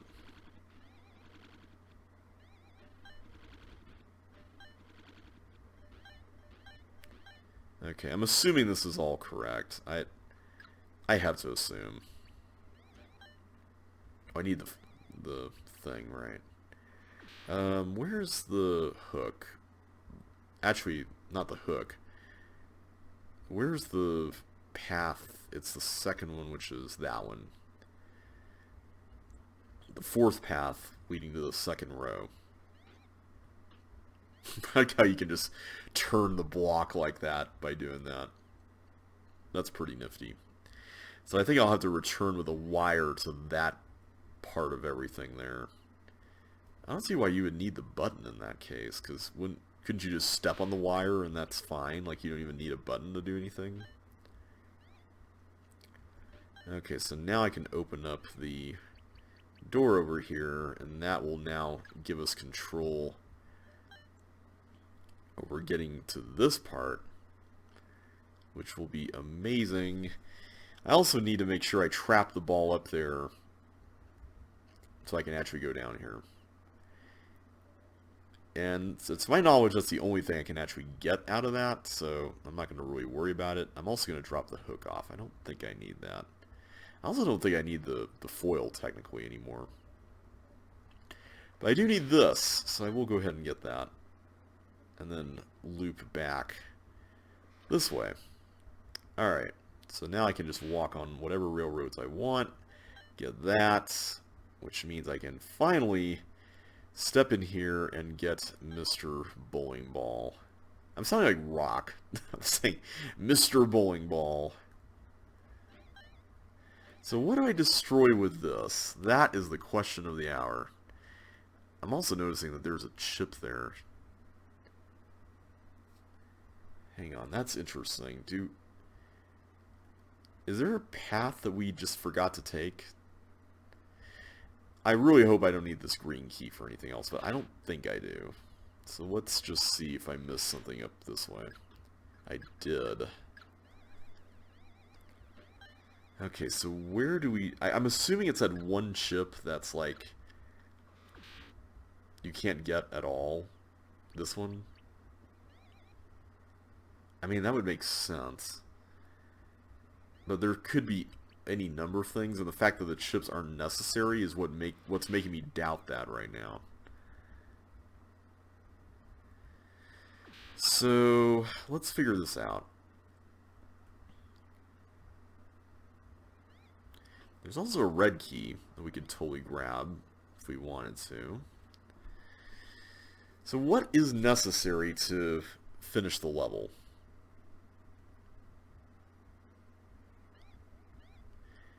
Maybe that chip is just a red herring? Because I'm wondering if maybe the whole idea is that you're supposed to use this bowling ball in the exit thing that's way over here. Let's see, where is it? Right there. Like, you can just easily blow up the exit and you're done. But if I were to get the chips at the end, I do... Isn't there another bowling ball? I think there is. Like, it's over on the bottom left corner. I think I would be able to get that anyway, so maybe this chip is meant to be reached with a bowling ball. Then you get the skates, which enable you to get the other bowling ball, and then you're all home free. Yeah, there's... No, that's a black button. So maybe it's not that. Maybe not at all. Maybe I completely misjudged that.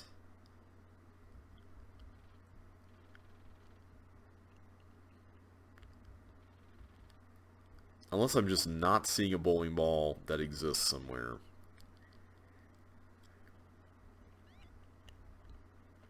I still can't escape the fact that that one chip seems to be the only chip that I can get.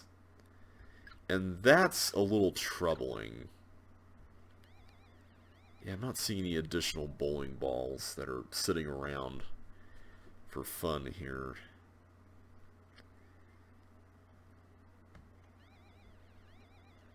If I go down to the bottom, I'm so curious about how this would work. I could just cross over this way. There even is a space for it, like right here.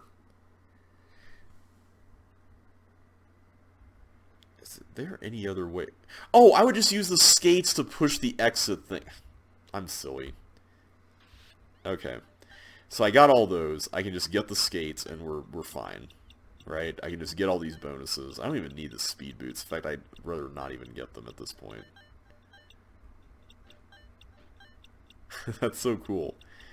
Alright, so now I can just get all these bonuses. No problem at all.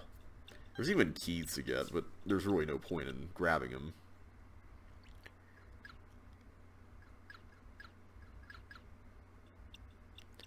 And some other boots. And that's it. Oh, I forgot a bonus there. Oh well. That was really neat. I liked the way it worked. I'm unsure about what rating I'm going to give it. On one hand, I really like the idea of the pushing the boundaries element of it.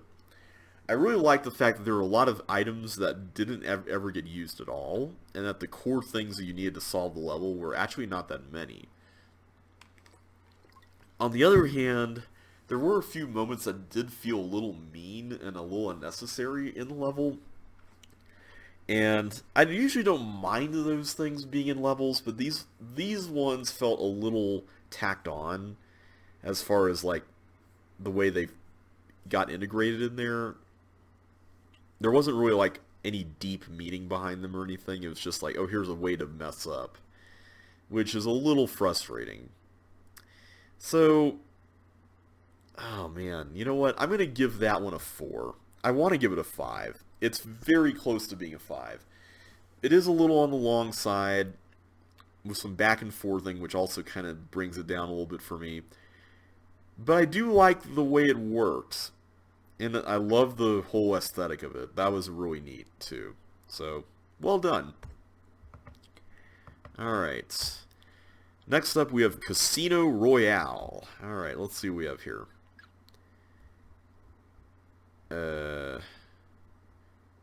Is this like a complete, another lucky level? Slots instructions. Insert bowling ball here. Don't fall in. Glider equals chip. Fire equals bonus. Bug equals nothing. So how does that work? I am so curious about this. Let's find out. Oh.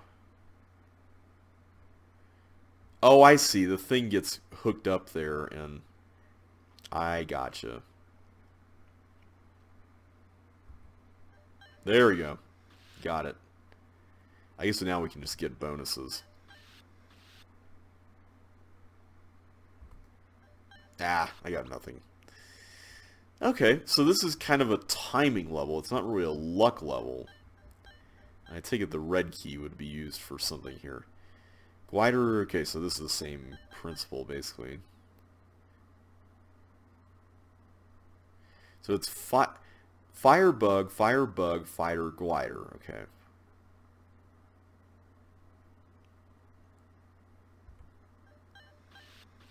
Oh, okay.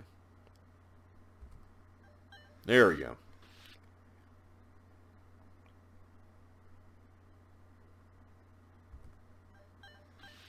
Got it, okay. One more. Yeah, there we go. There we go. That's what I'm talking about. Alright, so that's one more slot machine done. I like the aesthetic of this, like the really garish palette actually kind of works here. So it's basically the exact same thing here. Firebug, firebug, bug, glider. Bug. Okay, so this one's the really tough one. Ah. Okay. Bug, firebug. No! Okay, at least there's a little bit more breathing room now. No! That's annoying.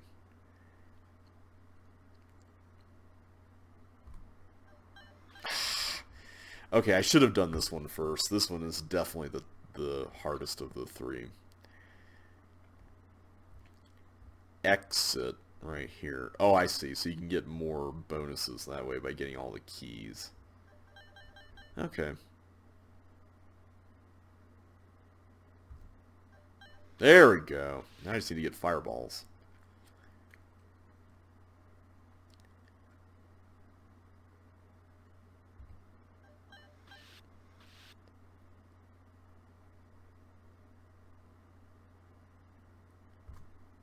Eh.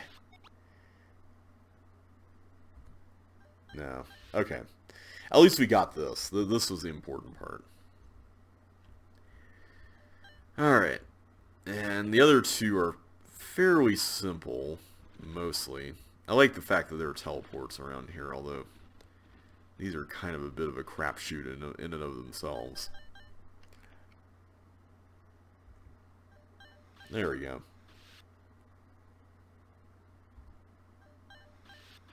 I wonder if you could get 2 fireballs in one go. That would be interesting, because I feel like we almost did it there. Ah, never mind. Okay. And then we have the last machine right here. There we are. Well, that was a waste. That was also a waste. And that was 2. Oh well. At the very least, we got all the chips. That was the important part. I'm not sure what to rate this one. It's an interesting idea. I like the aesthetic of it. I kind of feel, though, that timing-centric levels are very difficult to rate, though. I appreciate the fact that a lot of this was optional. But, man, I don't know. I'm going to give it a 3. I'm feeling really neutral on that one. So I'll stick with a 3 on that one. Alright, we have Disturbing the Peace. Alright, what do we got going on here? Oh no. Oh no, this is gonna be... this is gonna be a problem. Yeah. Yeah. This is gonna be a thing. So I really need to get as many boots as I can if I'm gonna ever have any hope of getting the blocks pushed here. Because these are all on ice, and boy, there's 65 of these things too. Boy. Yeah, so far this is not exactly making a positive impression. I'll say that much. I'm sure there's some way. I mean, I guess I know what that way is. You would just use the boots as like limiting factors in the level for these blocks. But even at that, I don't know. So if I drop that, for example,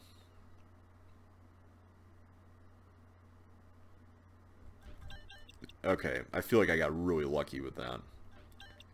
No! Silly game decided to go inactive right then. This is going to be a really annoying one, I can already tell. If the whole level is going to be nothing but this, I mean, holy crap, that does not sound like any form of fun that I'm familiar with. I'll just say right now.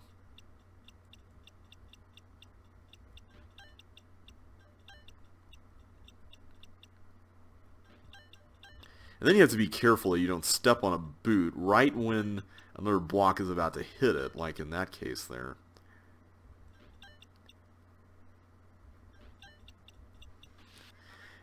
Yeah, this level. I'm not sure I feel like solving this, to be honest. This is interesting in the sense that I see that there is a method to the madness that you could potentially use. But even it's very iffy with respect to its effectiveness. And that worries me. Oh, yeah.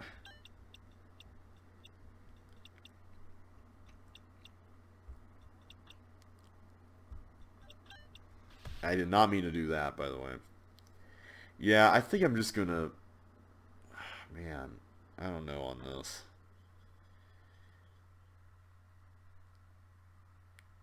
I am curious to see what the replay looks like, and if it changes my opinion of the level. I have a feeling it's not going to necessarily do a whole lot on that level, but I do want to at least see it. So let's watch that. Okay, so far, the beginning's pretty much what we were expecting. Okay, you put it there.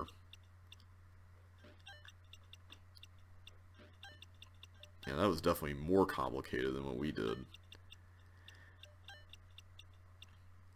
So it seems like you kind of have to work backwards with this one. Because you kind of have to go into these innermost areas like this and be like, okay, so if I go do something here, right? Or like, let's say you could trap the blocks down there theoretically, right? If you wanted to.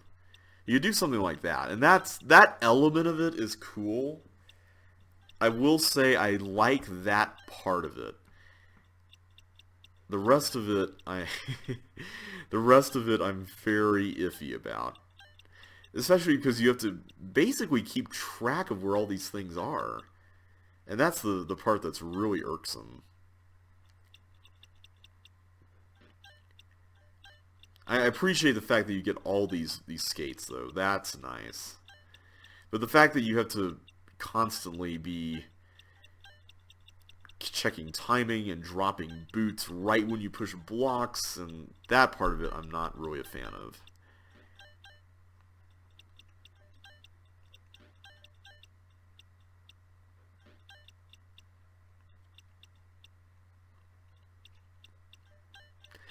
On the plus side, one thing I do like about this is that the sliding of the blocks indicates that you know you've pushed it. So I like that just because that's a nice effective way to gauge completion of an area or, you know, something like that.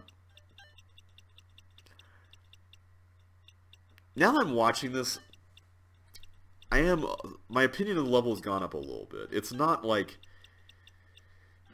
something I really want to see in the set necessarily, but I do like this idea of having to control chaos. That is definitely intriguing in a lot of ways, and I do appreciate what it's trying to do in that regard. It's just not a concept that I personally find myself itching to play. Maybe it's just that it's late at night and I'm running out of patience, and that could be very well be a major part of it, right? But yeah,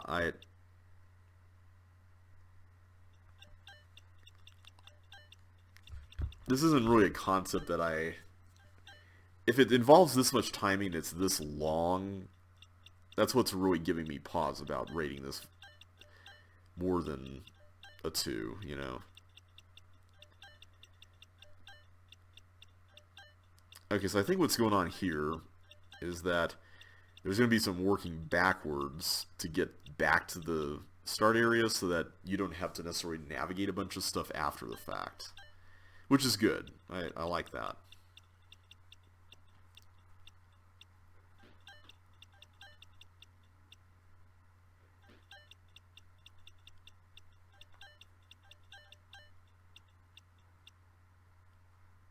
And I like the fact that you can do this. You can line up a whole bunch of blocks and save some stuff for later in terms of blocking them. That's kind of neat. Ooh, that was close.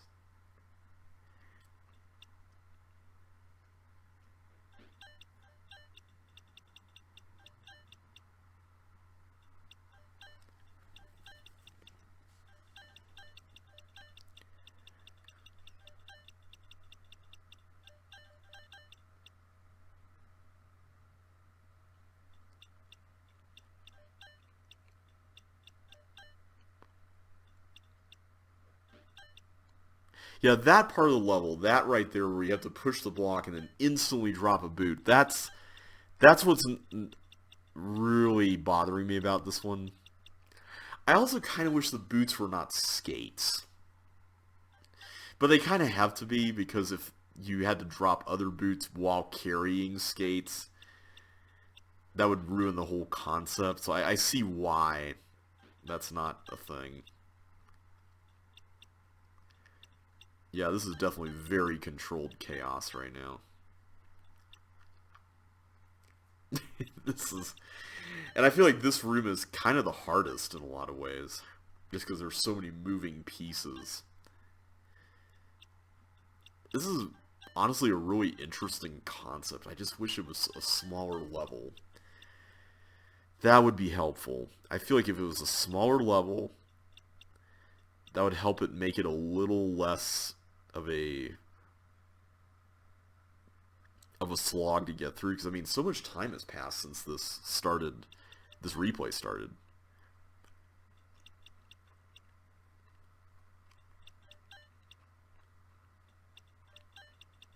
So now all that's blocked off. Interesting. Huh. Oh, I see. So now you can safely get over there. Huh. That is fascinating. Yeah, this has some very interesting puzzle implications, and I like that. I just wish that there was a way to do it that wasn't quite so high risk, if that makes sense. Especially given how long it is. The length combined with that high risk is what I'm really not liking about this one.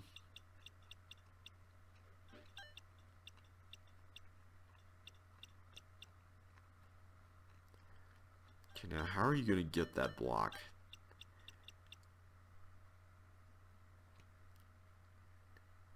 Are you going to try to nab the skates there on the right? I feel like that wouldn't be a bad idea, and then repositioning them. Okay, what are you doing? I don't think you can dodge that. There's not enough room.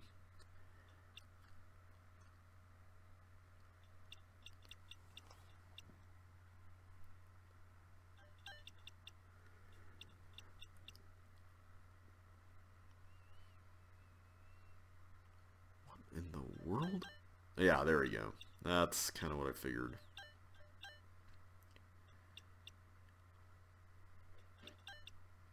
And then you're going to trap them down there, right? Or open up the path further. Yeah.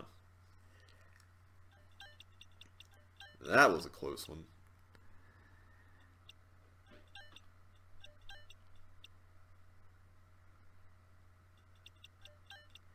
Yeah, this is a very tight level. It's very well designed. I kind of wish this area was first, though, because this feels more high stakes in a way. I think you should have gone the other... Yeah, you should have gone the other skates.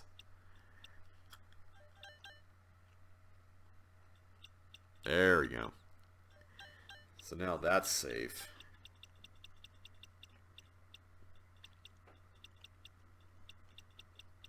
And now you can just get all these things without looking back by just putting the skates where you need to.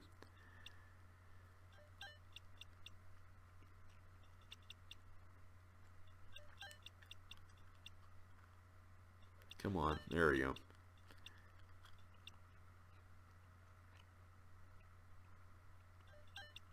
Yeah, stuff like that too. I'm also not a fan of that.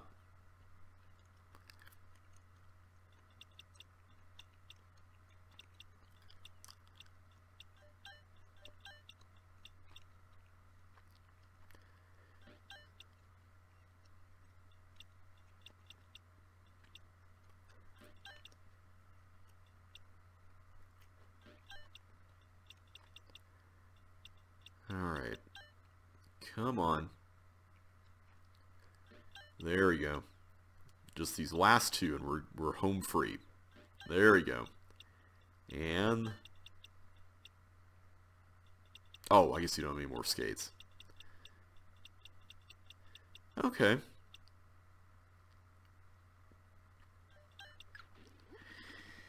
I'm giving that a 2. I don't think the length of the level necessarily makes it particularly fun to play.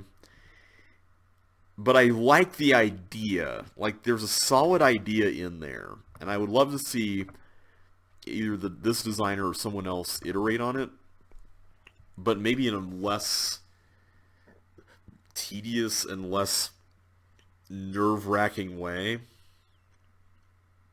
I'd be curious to see how it would work, though. Anyway, I'm going to pause the recording for now and come back tomorrow because I'm going to finish then. It's getting kind of late here.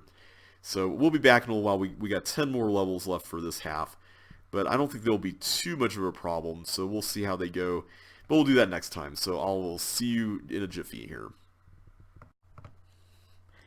Alright everybody, I am back. It is a new day now. I was able to get some sleep, and we're going to continue onward with Toka. That almost sounds like Mika's last name, but I think that's Tokola. So I'm noticing that this is a level with timers and stopwatches and stuff, and I think if I got these while the clock was stopped, it would be fine. I'm just curious to know how much of our time is going to be spent with the clock ticking down. Let's see. So I can do that. It's still at 5. Okay, so it just knocks it down to 1. And I can get some thing there, but I'm wondering if I can get more negative ones. I'm also wondering if there's a certain element of timing with respect to getting the negative ones. Like, getting these here is nice, but do I need to save some for later for some reason? Okay, so that's not going to be an area available to us quite yet. I'm going to save those for now.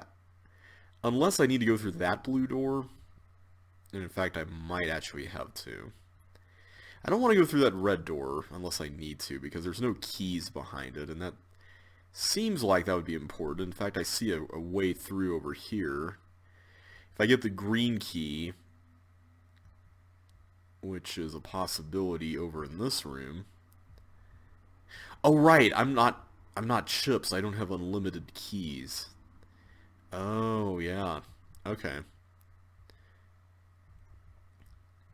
Let's go in here and get all these. This seems like a decent investment. Now at this point I could go through there, or I could go this way. I see there's more red keys here, so I think I'm inclined to go here. Let's open that. Okay, so I'm going to need a yellow to get through that one. Ooh, okay. What do we have going on here? Let's do that.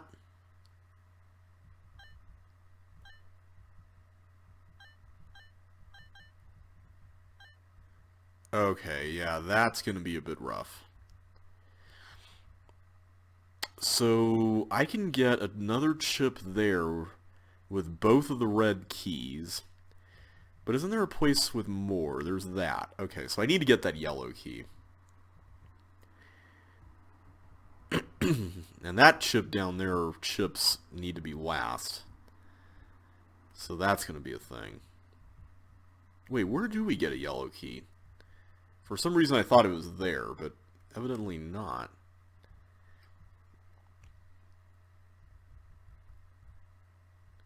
Yeah, I'm not seeing a yellow.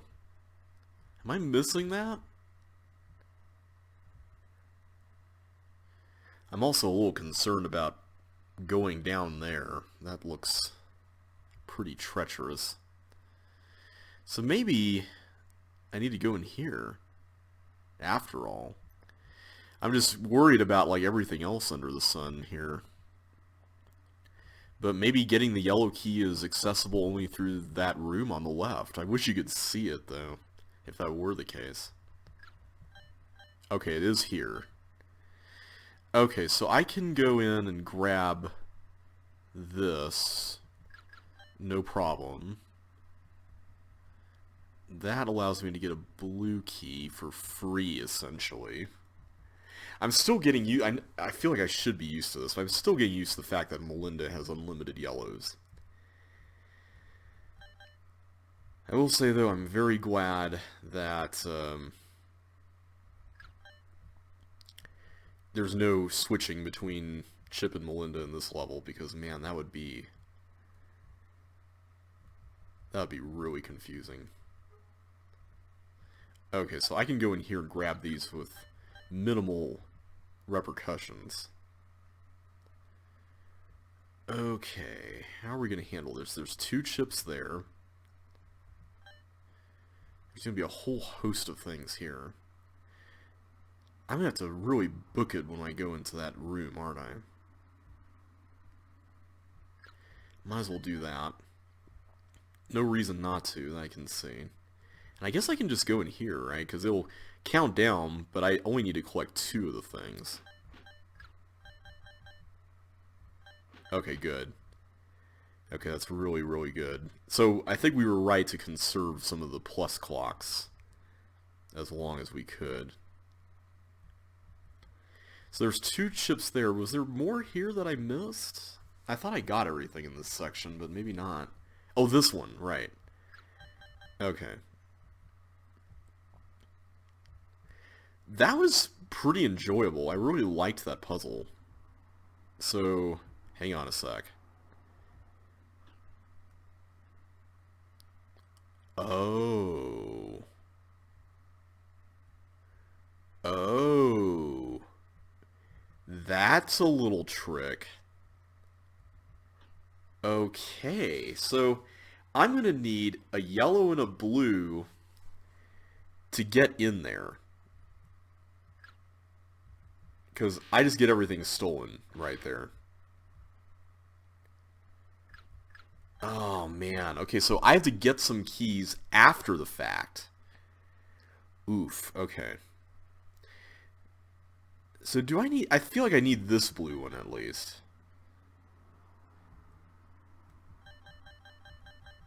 Because I need to be able to get further on. But maybe if I don't get one of the blues later... I have to identify what that would be, though. Because the dependencies between the swaps are kind of what throw this a bit off kilter. So I know to be careful when it comes to blue and yellow. So I think this blue is one of the ones... Oh, you know what? Yellow is also an issue. Because how do you... There's only one yellow key, right? How do you get the yellow key? So maybe it's not a yellow that we have to open at the end at all. Maybe it's one of these green ones. Could that be it? I'd be curious to see. So I'm pretty sure this blue key is the one we save. That seems pretty safe. So I'm going to go in through here and get all the stuff. But I'm only going to get these. Let's just get those 3. Maybe I'll get a second blue. And then I'm going to leave the plus clocks there. Okay, so this whole section here, I'm pretty sure this was correct, what we did earlier. Pretty sure this was fine. I'm just going to be really cautious, though. I don't want to waste anything.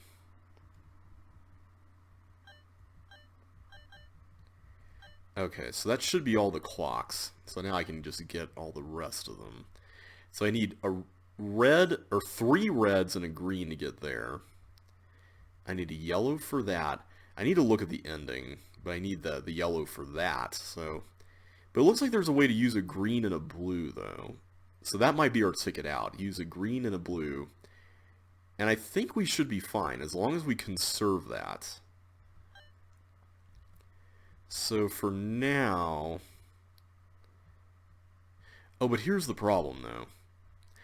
I need a green to even get in there to get the yellow key.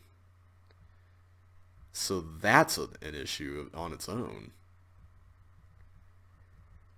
How do you do this?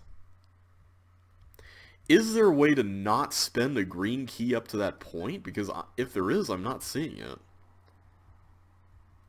Alright, I'm not going to use my red keys there yet. So the two other red keys are about to get to be used there and then on the upper left area, I think. So some of you who've been following the channel might be excited, or at least somewhat elated. I don't know. I'm bad with like guessing how people are going to react to things, but I got to do some volunteer voice work for a friend the other day, which was really fun. I'm kind of smiling because I know what it's about, and it was really fun.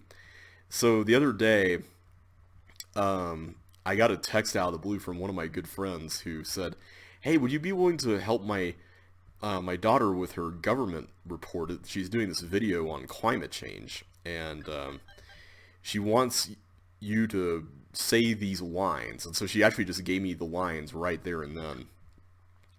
And it was basically like a political candidate kind of, "I approve this message" kind of thing. I forgot the exact wording, but I was like, but that's not my name, like not knowing what it was, and kind of, making a joke about it and everything. And she was like, "Oh no, you're going to be playing like an animated turtle, and the turtle is going to say this." And I was like, that sounds like fun. So I gave like a turtle voice, and like that was really low and stuff, and they're like, "Nah, just do your normal voice." I'm like, "Aw, that's a bummer." I like the turtle voice. The turtle voice was really fun. But I had a lot of fun doing that. That was neat, and the video turned out really well. Like, I really enjoyed the final product. So lots of fun to be had there. Okay, so for this last bit, I'm still stumped as to how this is going to work. Because obviously I needed the yellow key to even get here, so I guess my next question is this something that you can do earlier? Because maybe the blue key grab is meant to be for that, right? Like maybe this blue key is meant to be used for the ending, and you're supposed to do that section with the key thieves early, right? Like that's a possibility. I'm trying to see like what's the earliest we can do that and still not get penalized for it, is the best way I can put that. This is a really strange level, but I like it. It's very interesting. It's got a very interesting clip to it as far as like how everything gets revealed, the pace at which that happens. So if I do this, let's say I just do this only, and I go down here, I could, theoretically, just open all these and get the chips now, and we'll call it good. Is that the solution? Like, is that all you need to do? Because at this point, no more key thieves will affect us unless we accidentally step into one, right? So I think I can get away with that. I'm pretty sure that will be fine. I just need to save that for later because we're going to be using the red keys on the bottom left corner. So I think this should be okay. Unless I miscounted, but I think we're fine with this. Just to make sure I clear out all these clocks before anything terrible happens here. So I can just go in here, grab you. Now I have the keys I need for the two reds. Down there, I might as well get the blue one back at the start now. Yeah, I really like this level. This was a lot of fun. It has some interesting puzzles. It definitely gives a new twist to item swapping now that we have key thieves, and I really like that a lot. It does have a little bit of gotcha in it, and you know how I feel about that, so I'm not going to belabor that point here. But it works really well for what it's doing, I think. I don't think it's too punishing. I like the aesthetic, too. It feels pretty cool. Okay, so we go through here, and we do this. Alright. You know what? I'm going to give that a 5. I was hesitant at first, because I did feel that little bit of gotcha, but I would probably do the same thing, so it's not like, you know, that's not something I wouldn't do. So I'm going to give it a 5. I think a 5 is perfectly reasonable for this one. I really enjoyed that.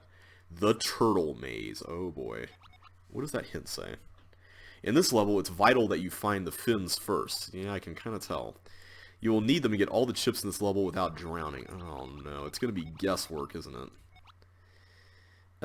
So that's a dead end, so we need to go up here. Thankfully, the large window space does help with this. I'm trying to see what I can glean just from looking into new areas here whenever I can. This, though, is going to be a bit of a problem. I feel like this seems to offer more options, but man, there's so many options. Let's go this way. This is on the inner track, so maybe this will give us a little bit more. Oof. I think that's a dead end. Okay, good. And then we're going to have to retrace our steps throughout this whole thing, too. That's going to be a pain. I don't even know where the flippers are in the level. Probably in the upper left corner or something. Let's go this way. No! Okay, so let's assume everything up to that fork was in fact correct.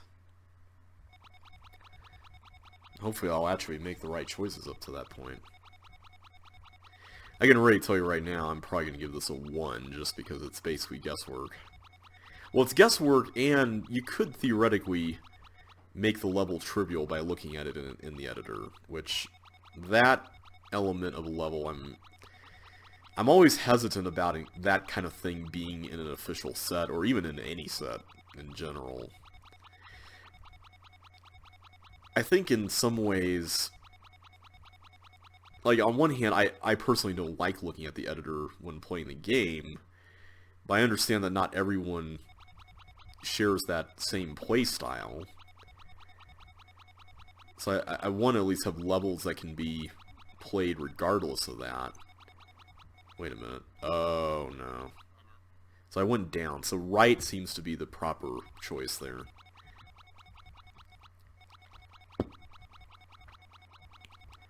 Yeah, this one's definitely going to take some time.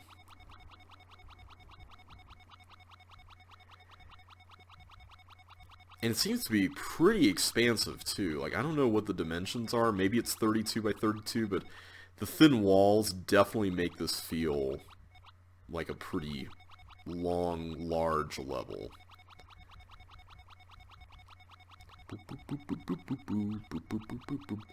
Alright. So let's head back.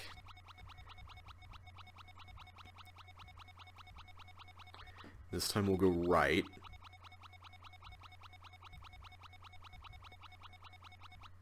I'm just looking at some of the other paths we could have chosen. So yeah, that was definitely a dead end. And maybe the other things there were? Okay. What are we doing here? That looks like a dead end with that chip up there. So far I've noticed that the chips are all on single paths. Like, there's never a fork where there's a chip and then there's other dead ends alongside the chip. Okay, that seems to be a chip too, so let's go down this way. So far, I'm still feeling pretty confident about the flippers being in the upper left, because we're sure taking a long way to get there. Oh, I should have looked at the right path more carefully. What should we do here? Let's go down.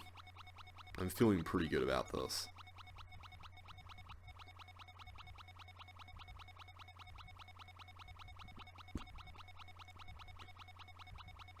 Okay, so far so good. Okay, this seemed to be the right choice.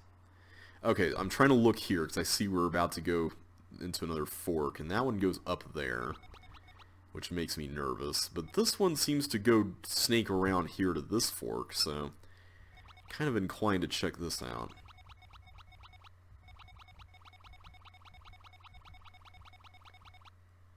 Oof. I think it's going to be this way, because there's another fork here, and then probably this long path. It seems like the longer the path, and the more it leads to any fork at all, the better off you are. Okay, so they're not in the corner, then. Oh, man. Both of these options actually look kind of legit. Let's go down.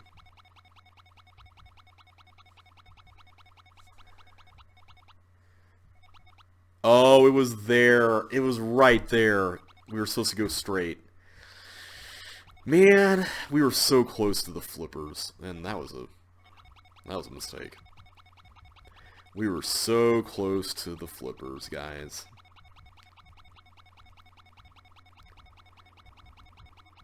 So it was near the upper left, but not quite.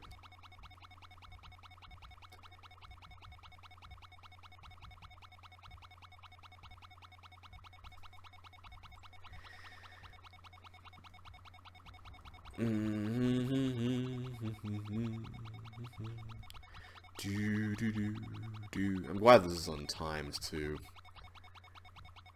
Sorry about this noise, by the way. I hope that the noise isn't too bothersome of the turtles just sinking like that.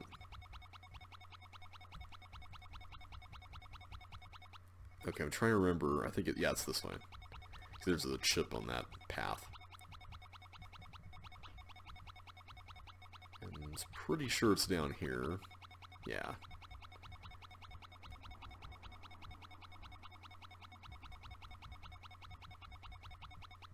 And we went down this way. I'm curious to know if there's any forks on this level that both lead to the same correct destination, but I'm doubting it. You know what this kind of reminds me of? It kind of reminds me of some of the corn mazes I did when I was younger. I remember when we moved to, when we lived in California, I went to a corn maze there with some friends. That was amazing. Amazing. But then there was this, when we moved to Texas, I think that eventually they were able to get like a person who actually designs the things normally to help make it, but the one that we went to there, it was just basically a bunch of forks, and it was like, here's the correct path, and here's another fork, and here's the correct path, and what they do, I don't know if anyone else has experienced this, but they would turn it into kind of this quiz thing for kids, where they would basically be like, hey, here's a trivia thing you can answer and stuff, and, you know, if you get it right, then you go on the right path, and if you get it wrong, you go on the wrong path, and it's like, really? I feel like a maze should be more interesting than just that. I understand that there's kids, and, you know, you don't want to make it too punishing, but that's where you would make, like, a separate maze for kids that you can go through. Like, there should be an adult maze. I mean, escape rooms are a thing now, right? I mean, there's got to be adult mazes for, you know, people who really want to get lost. I know that some places, like here in Colorado, we have a corn maze here, in an area near Denver. That's pretty good. Like the one they had last year was very well designed. Like I very much got lost when I went last year. Oh wow, there's double thin walls here, but not there. That's kind of unusual.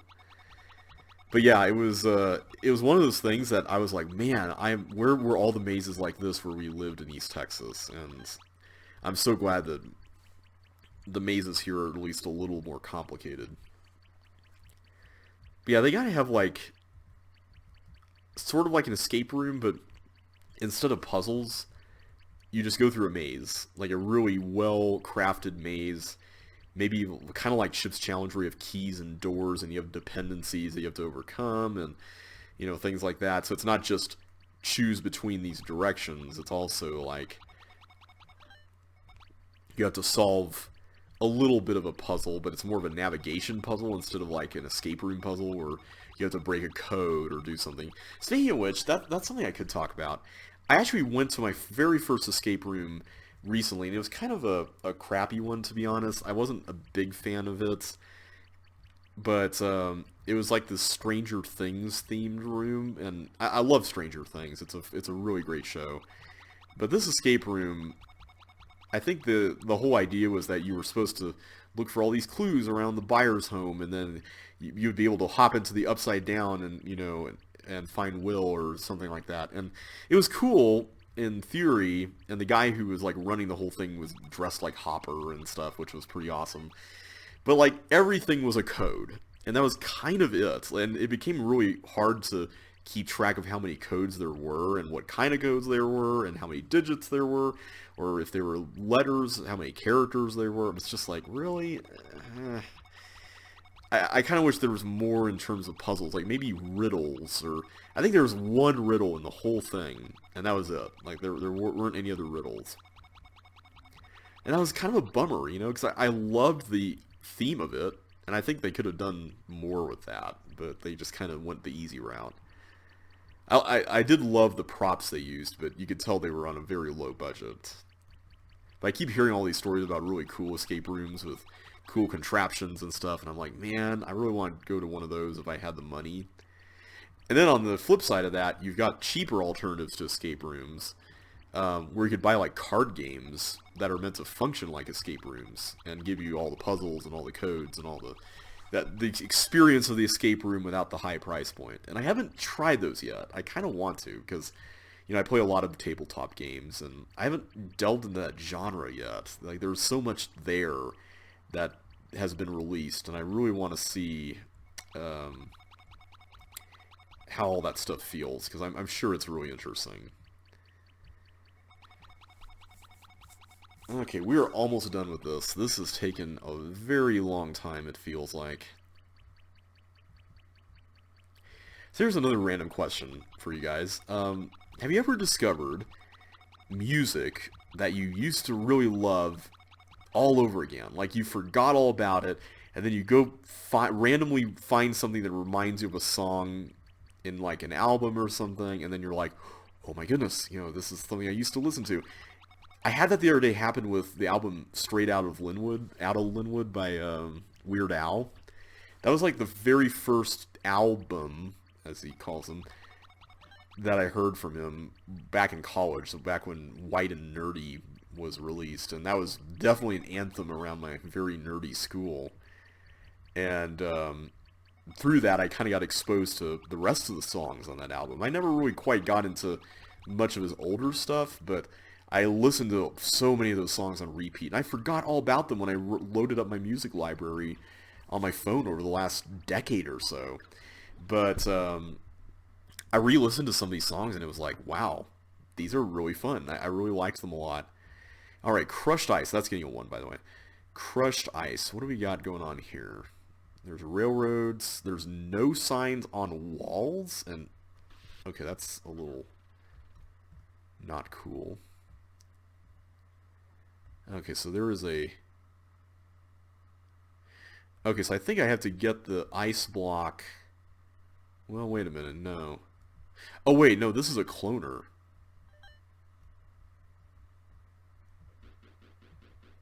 So hang on a sec. Am I supposed to, like, put all this ice in the blender here, and then we'll push all... Oh.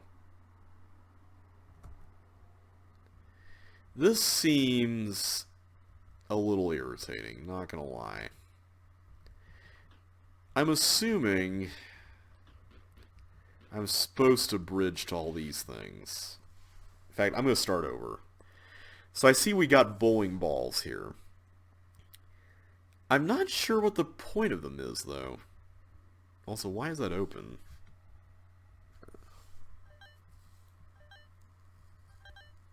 Make sure you save one for the end. Okay.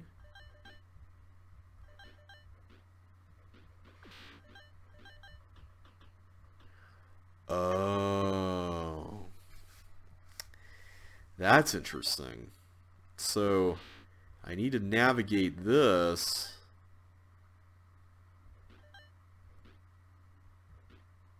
Is there any way around that? Hang on. How would you do this?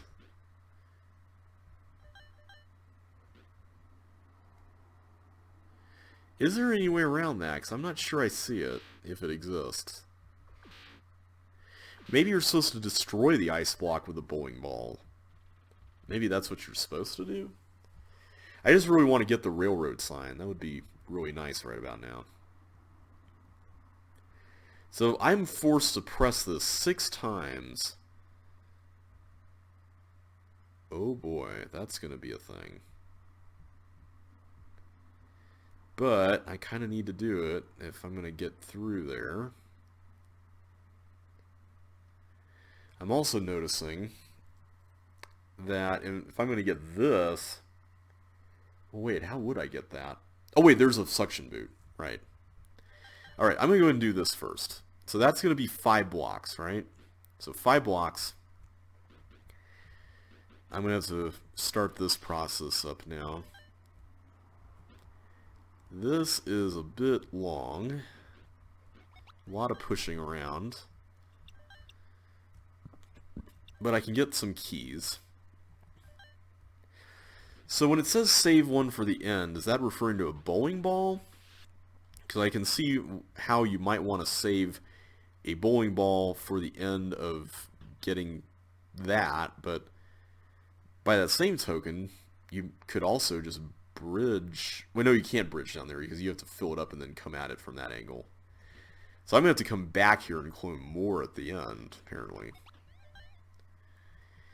Okay, well, we got our work cut out for us. And also, I think I'm going to have to destroy this fire tile. Right? Unless I come back with the flippers later. But that's alright. Or not the flippers, the railroad sign. Guess that's one thing you could do. You could just go for that first and then do the block pushing some other time. Okay. So now begins this process. I'm going to be pushing all these along this path. Oh boy, that's dangerous.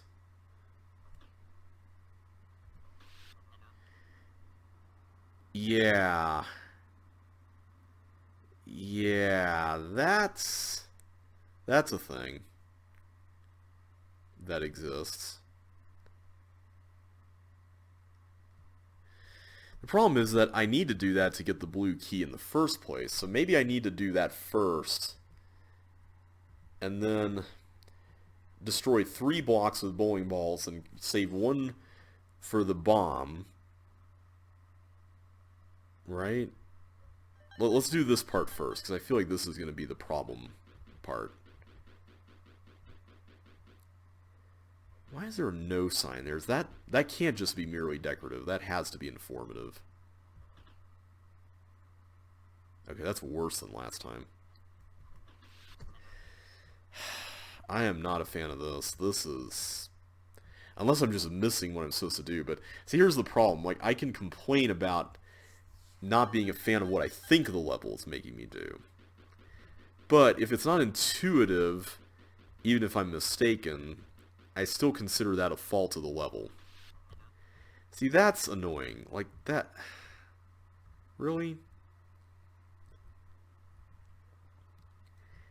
And I guess you could do this. Like, I guess you could go here and get all these red keys first, and then do it later, maybe? Like, let's try this. I'm gonna try something a little different. Not that.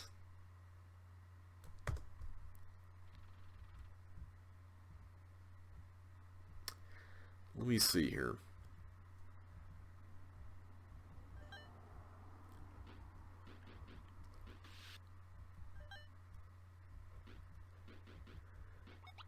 The other thing, too, is that I get these suction boots.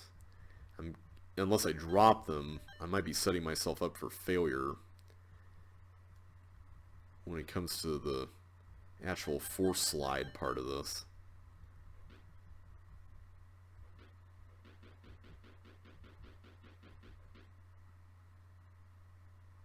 Oh, I should have gone there first. That was the whole point, wasn't it?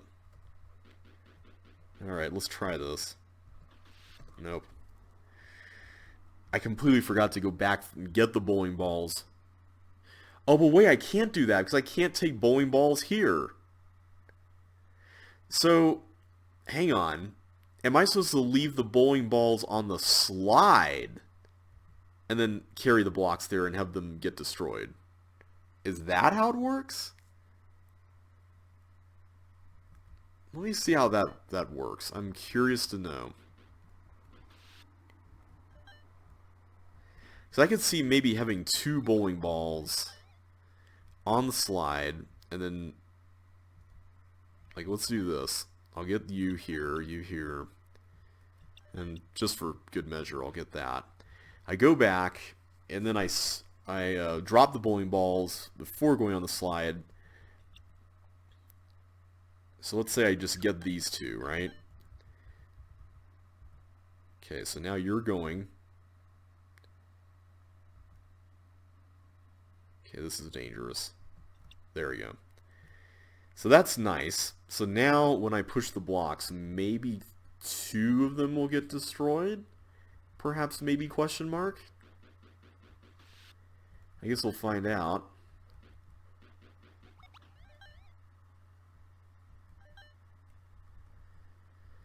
I wonder if you could have done it with 3. That's what I'm curious about. Could you have done it with 3? So if I'm not mistaken, I can get these things here. Then I can push the blocks back, break into the top area. Oh no, I need one of the bowling balls for the ice block there. Okay, so we were correct, I think. Let's give it a shot.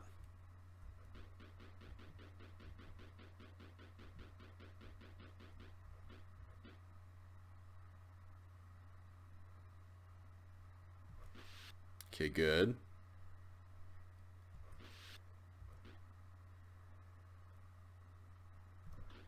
Good. There, okay. So I'm just going to go ahead and drop these here for now. There we go. Okay. Okay, I think we're fine. Oh, wow. So there's a bonus for being able to brave the thing. Oh, wow. That's pretty wild. I will say that. Hang on a sec. I could just go... Oh, no. I can't carry in the thingy in the... Okay. I see. So, let's do this.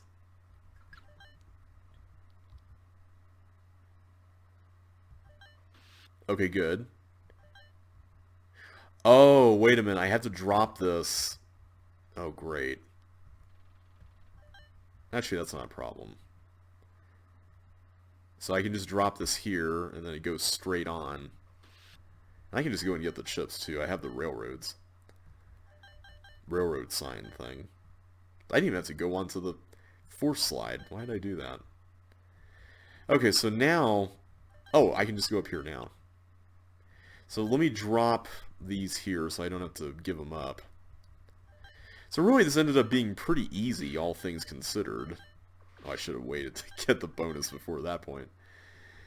Okay, so yeah, this ended up being fairly simple, actually. Also, I don't think I actually needed to remove that.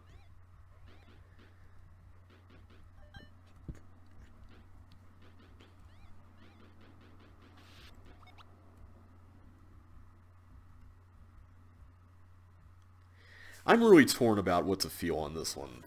It's an interesting concept, but I feel like there are a lot of hoops I had to jump through, and they seemed purposefully installed.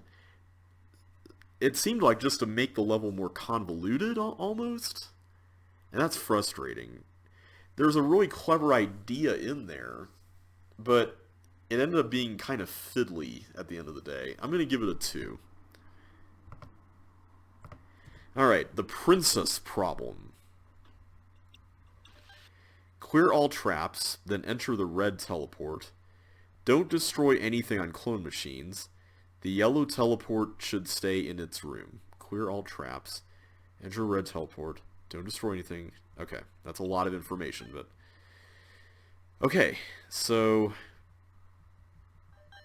Oh. Hello.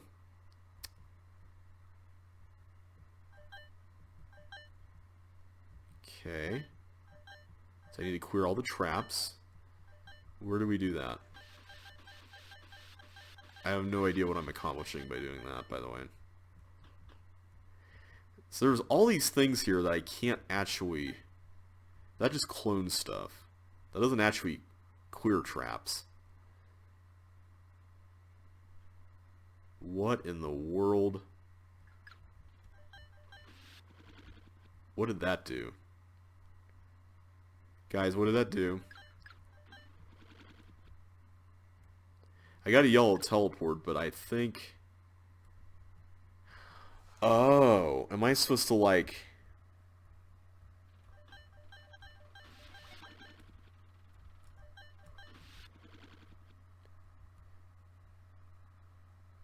Oh, did it eat it up? It ate it up.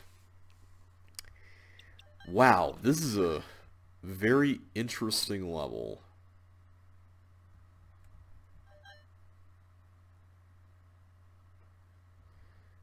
So the problem I'm seeing here, there's kind of a couple things that are a bit concerning here. I have to get all these chips in order to even use the yellow teleport or use these buttons at all. And then when I do use them, there's a bowling ball that seems to be being... It seems like the bowling ball is being fired somewhere. But in doing so, is it cloning more? Okay, it didn't seem like it did in that case. So I think that might have just been a consequence of us doing multiple... Oh no, it did there. So why did it do it there?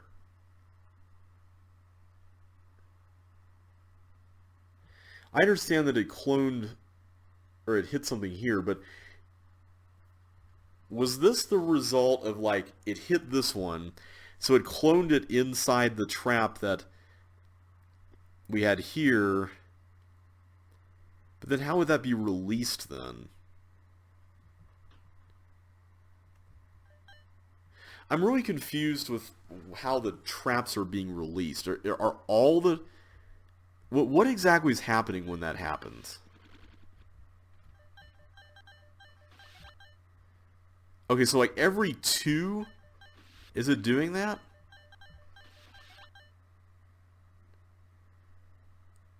How do we stop that? I'm really confused with how this works.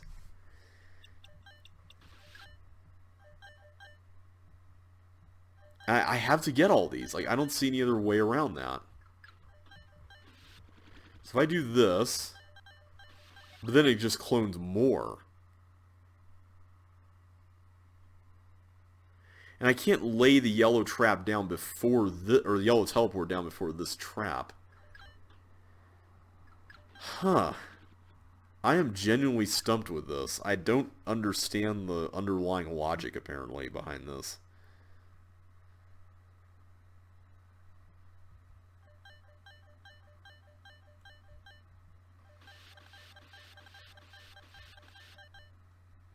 Okay, did that do something down there? I don't think it did. Maybe it did, I'm just not seeing it.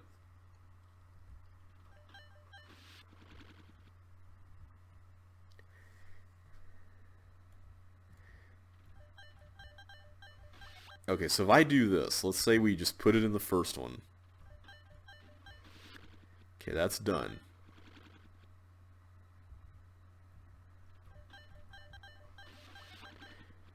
But then that happens.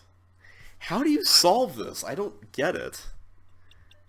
Like, there's so many mechanisms, there's so many things going on, and that's so frustrating. Like, what are we even doing here? Also, is that cloner been cloning stuff? This ice block thing? I'm assuming that's a cloner.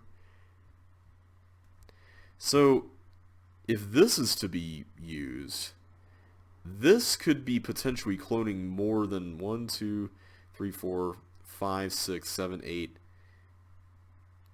And then down here we've got 9, 10. So we only have 10 moves? Is that what this is trying to tell us? What happens if we try going through? I'm really curious. So somewhere I have to... Okay, I guess there I have to use the blue key. That seems to be what's going on.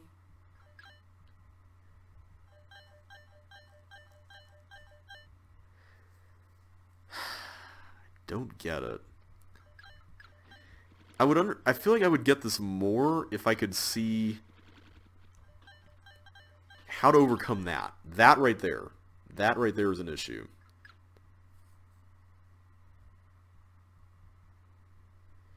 How do you do anything about that? Like, what is it that you do to prevent that from... It seems like this, or at least that on-off switch, allows for this fireball to do something. I'm not even sure what the point of this is.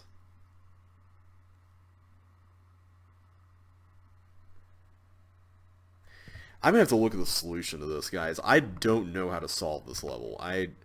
I'm sorry, but the mechanisms that are in play are not very clearly defined, and that just makes it harder to experiment on any of it. Okay, so you get the thing. Wait, what?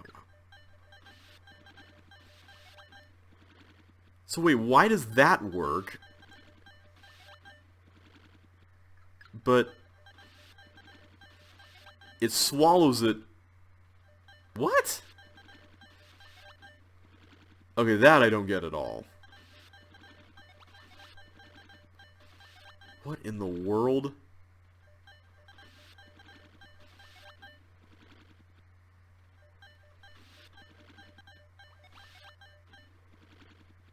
I don't understand. I don't get it.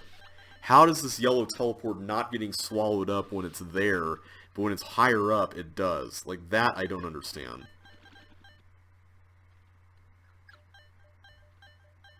That has got to be one of the most bizarre things.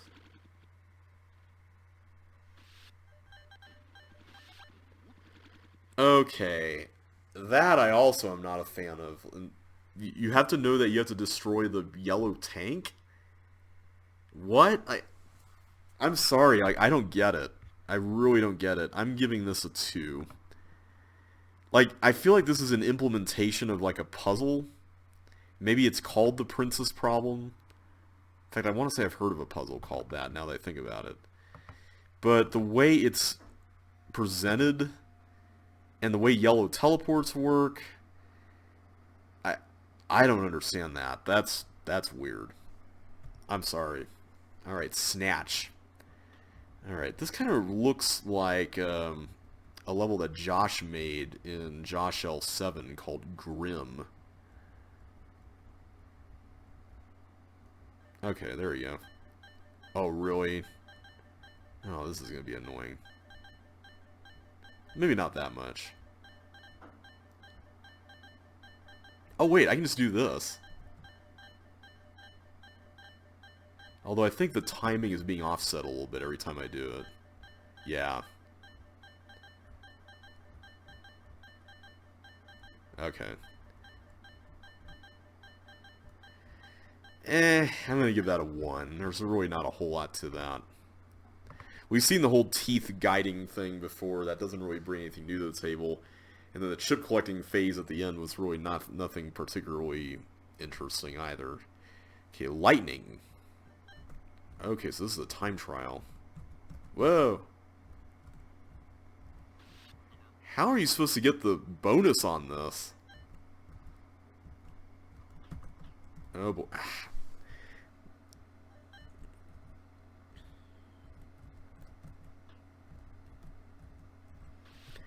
I guess if you're perfect, you could. Let's try it.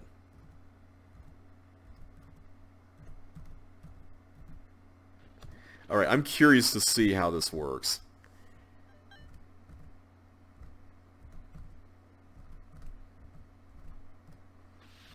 I didn't even make it to the flag and I still couldn't make it. Maybe there's a way to get it done, but I don't see it. Okay, teamwork works. So this is a very small level if this is all it is, but it seems like it's packed with a lot of stuff. Alright, so let's figure this out here. I don't think it really matters who goes inward. Let's go... Oh wait, no, these are both chips. Okay, for some reason I thought one of them was Melinda. Okay, so now we can both get out of here. Okay, so that's saved. So one of us is going to have to turn into Melinda.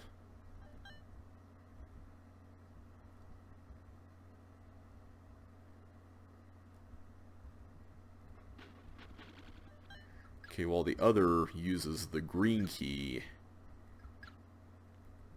power here.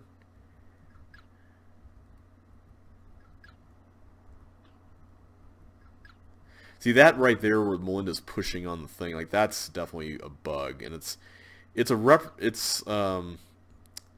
think it's related to the whatchamacallit, the bug that we talked about before with the multiple character movement. Bombs have a small window where the explosion is... Oh, you've got to be kidding. Really? This was a great level up until now. I'm just going to say, this was a great level up until now. But now, after all that, I'm going to have to do this timing thing where this chip... Are you kidding me? Okay, let's do it. Okay, that's very questionable. Oh, whoa! Oh, wow. I completely forgot that that was a thing. Yeah, I am not a fan of things like that. That's... yeah.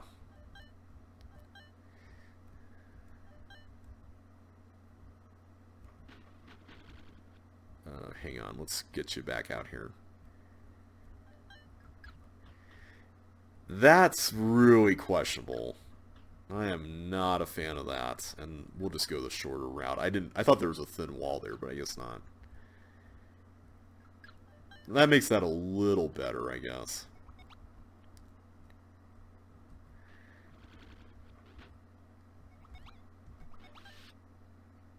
Man, that is really tight. Really tight. Also, wait a minute. Where am I supposed to go with you? Oh. Over here, huh? So what does all this do? This ice block has water underneath it. Okay. Is that a cloner and it's supposed to clone down? That does nothing. Oh, that goes through there. Okay. So I can get these and then slip on by. So it seems like I'm going to have to get... Okay, I think I see it. The one thing that is a little concerning, though, is how does this chip going to make it on? Unless this chip turns back into Melinda. Right? So let's say I did this. I put you up there. And then we did this. And then I just go back over here, change back into Melinda again. And then we just go to the exit? Is that how it works?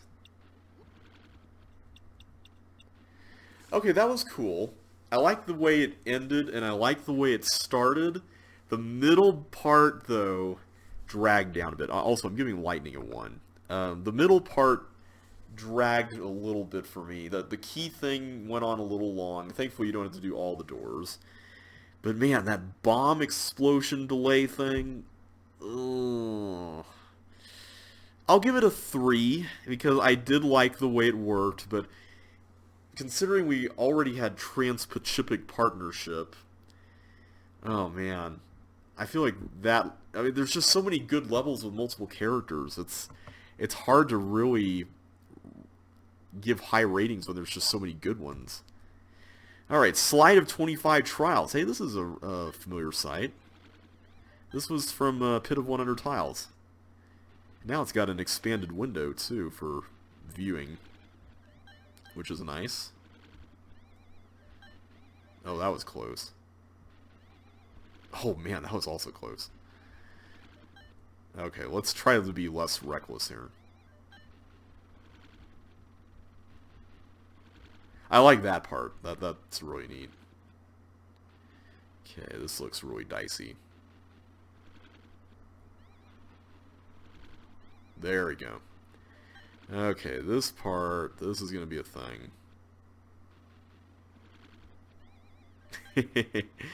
I thought there was 2 monsters there, honestly, of each type, but there's not. That's pretty cool.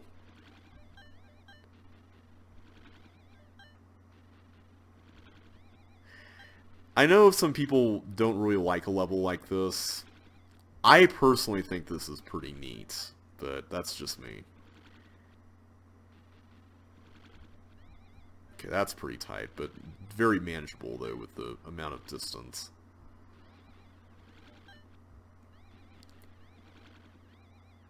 I also like the fact that there's these gratuitously long slides, because why not, right?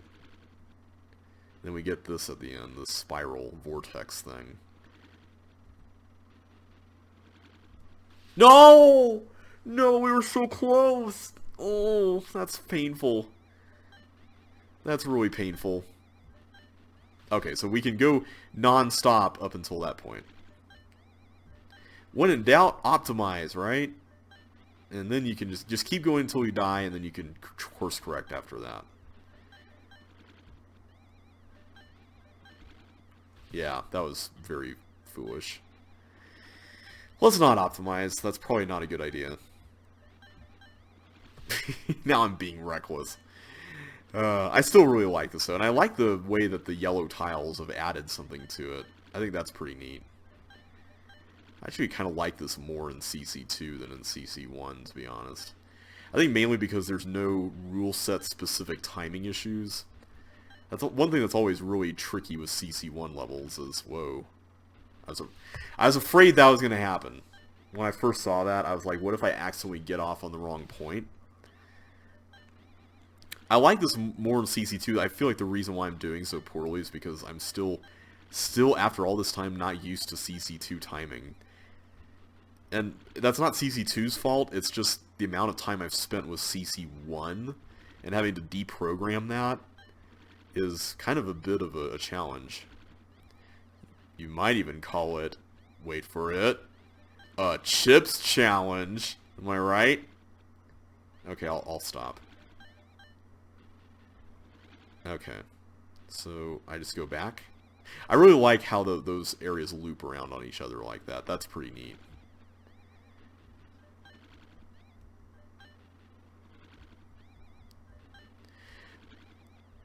This kind of reminds me, I don't know if this was the inspiration for the level, but this reminds me a lot of that one section in Lock Block where you had to go on a slide and then there's a ball.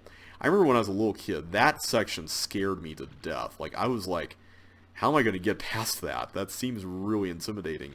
But it's really not. Like, it's just a lot of stuff to keep track of when you're a little kid.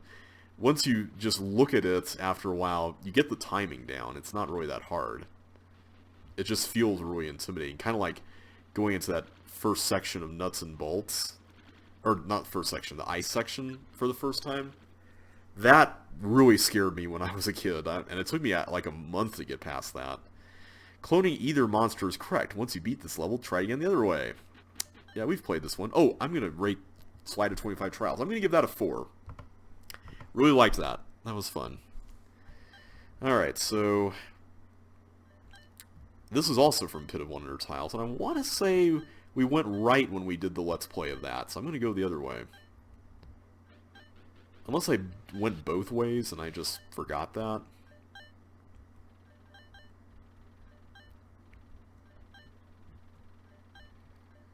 Okay, so that's not too hard. I like how that diverges there. That's pretty cool. Okay, I can't go there. I have to just keep following this path. But I can do some stuff with this, apparently. So let's figure this out.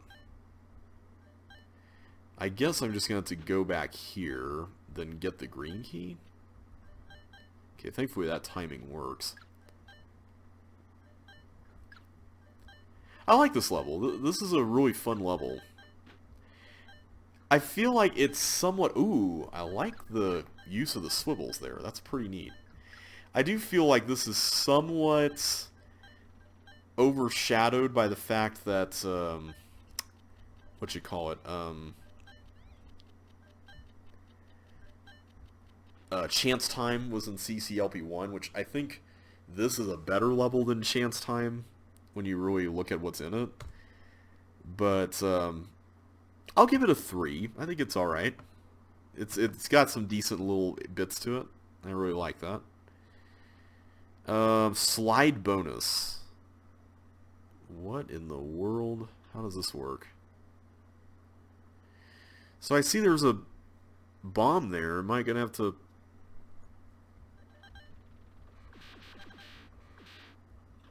Oh, you've got to be kidding.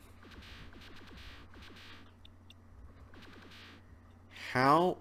Oh, no. Oh, no. I think I see it.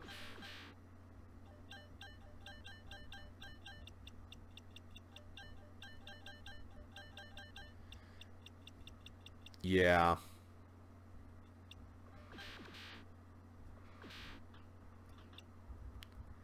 Okay.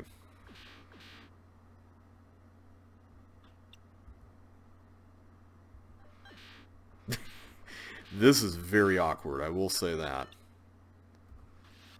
Oh, duh. Yeah, I am not a fan of this. This is honestly... I'm not even going to worry about any of these bonuses. Let's just collect all of them. Like, I don't even care. 99. Oh, man. I wonder if you can actually finish with a full bonus on this. I doubt it. But I would just be really curious to know. Alright, so let's do that. So we're just going to have to keep staggering our way through this until we get it. That's what I'm getting out of this, right?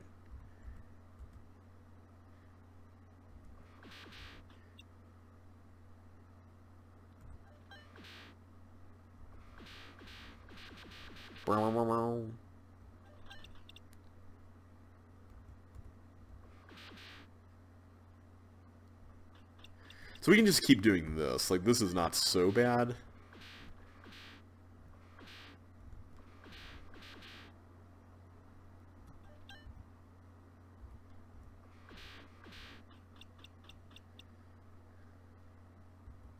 It's not terrible as, like, in terms of being tedious as I was thinking it would be. But man, this is a thing.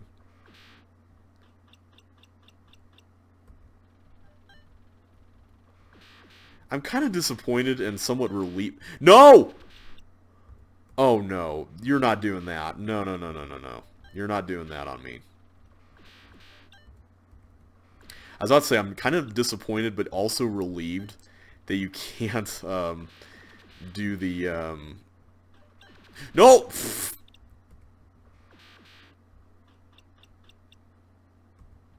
I should know this by now. Every time I start to actually provide commentary, I fail. That should be like a universal axiom of this Let's Play. No! Stop it! Stop doing that. No! Are you for real?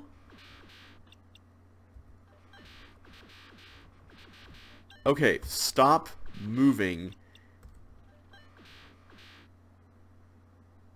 Okay, there. That's all I needed. Just needed that. So that way I can drop you. And not slip like I had to keep doing, apparently.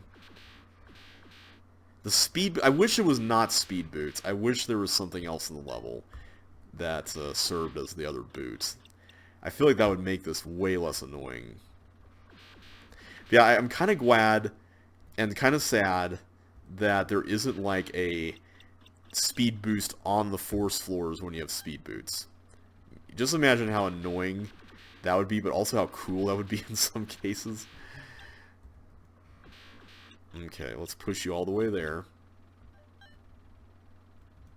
Come on, get out of the... There we go. Yay! We made it, guys. Woo! Okay, I am giving that a 1, and here's the reason for it. I don't think the speed boots were necessary, and that could be easily fixed, but I feel like the concept is just one of those kind of neat gimmicks that once you see it, you're like, oh, that's neat, but, I mean, a whole level dedicated only to that just doesn't feel like it's worthwhile. I'm not saying that, you know, that's not a personal insult toward the person who made the level, by the way. Whoever made this, I'm not trying to say, you know, you as a person aren't worthwhile or anything like that. The only reason why I'm clarifying that is because I know that, you know, oftentimes we take pride in our creations. And I'm not trying to say that that's a reflection on you or anything like that. It's just that I feel like if you're going to make a level and you're going to feature a concept, you have to be careful with single concept levels, because some of them can provide a very complete experience with a complete like gameplay arc of like, ooh, this is interesting. Oh boy, this is actually a lot harder than I thought. And oh, yay, I made it through. You know, that kind of dip, like that bell curve, you know, in the middle of, oh no, you know, despair, and then finally gets the end and you're like, yeah, I conquered it, and it feels amazing. And that's a really great thing when you can do it well, but in a level where it's just, here's a concept and here's, you know, you're just doing it 5 times, or 6 times, I guess, it's a lot more difficult to capture that when it just feels like you're repeating the same thing. That's also the reason why I'm not a big fan of the 4-quadrant kind of levels like I've talked about in the past. So I'm going to have to give this a 1 just because I'm not a fan of just the repetition of it. But I mean, it's a cool concept. I just wish that there was more going on, I guess. And the speed boots, please don't use speed boots. That's really frustrating. Alright everybody, next time we're going to take on the back half of the pack, starting with the Curse of the Pharaohs. But until then, thank you all so much for watching. If you enjoyed yourself today, don't forget to hit that like button, subscribe, and be sure to ring that bell to get notified of the next episode. But until then, thanks so much for watching, and I will catch you on the flip side.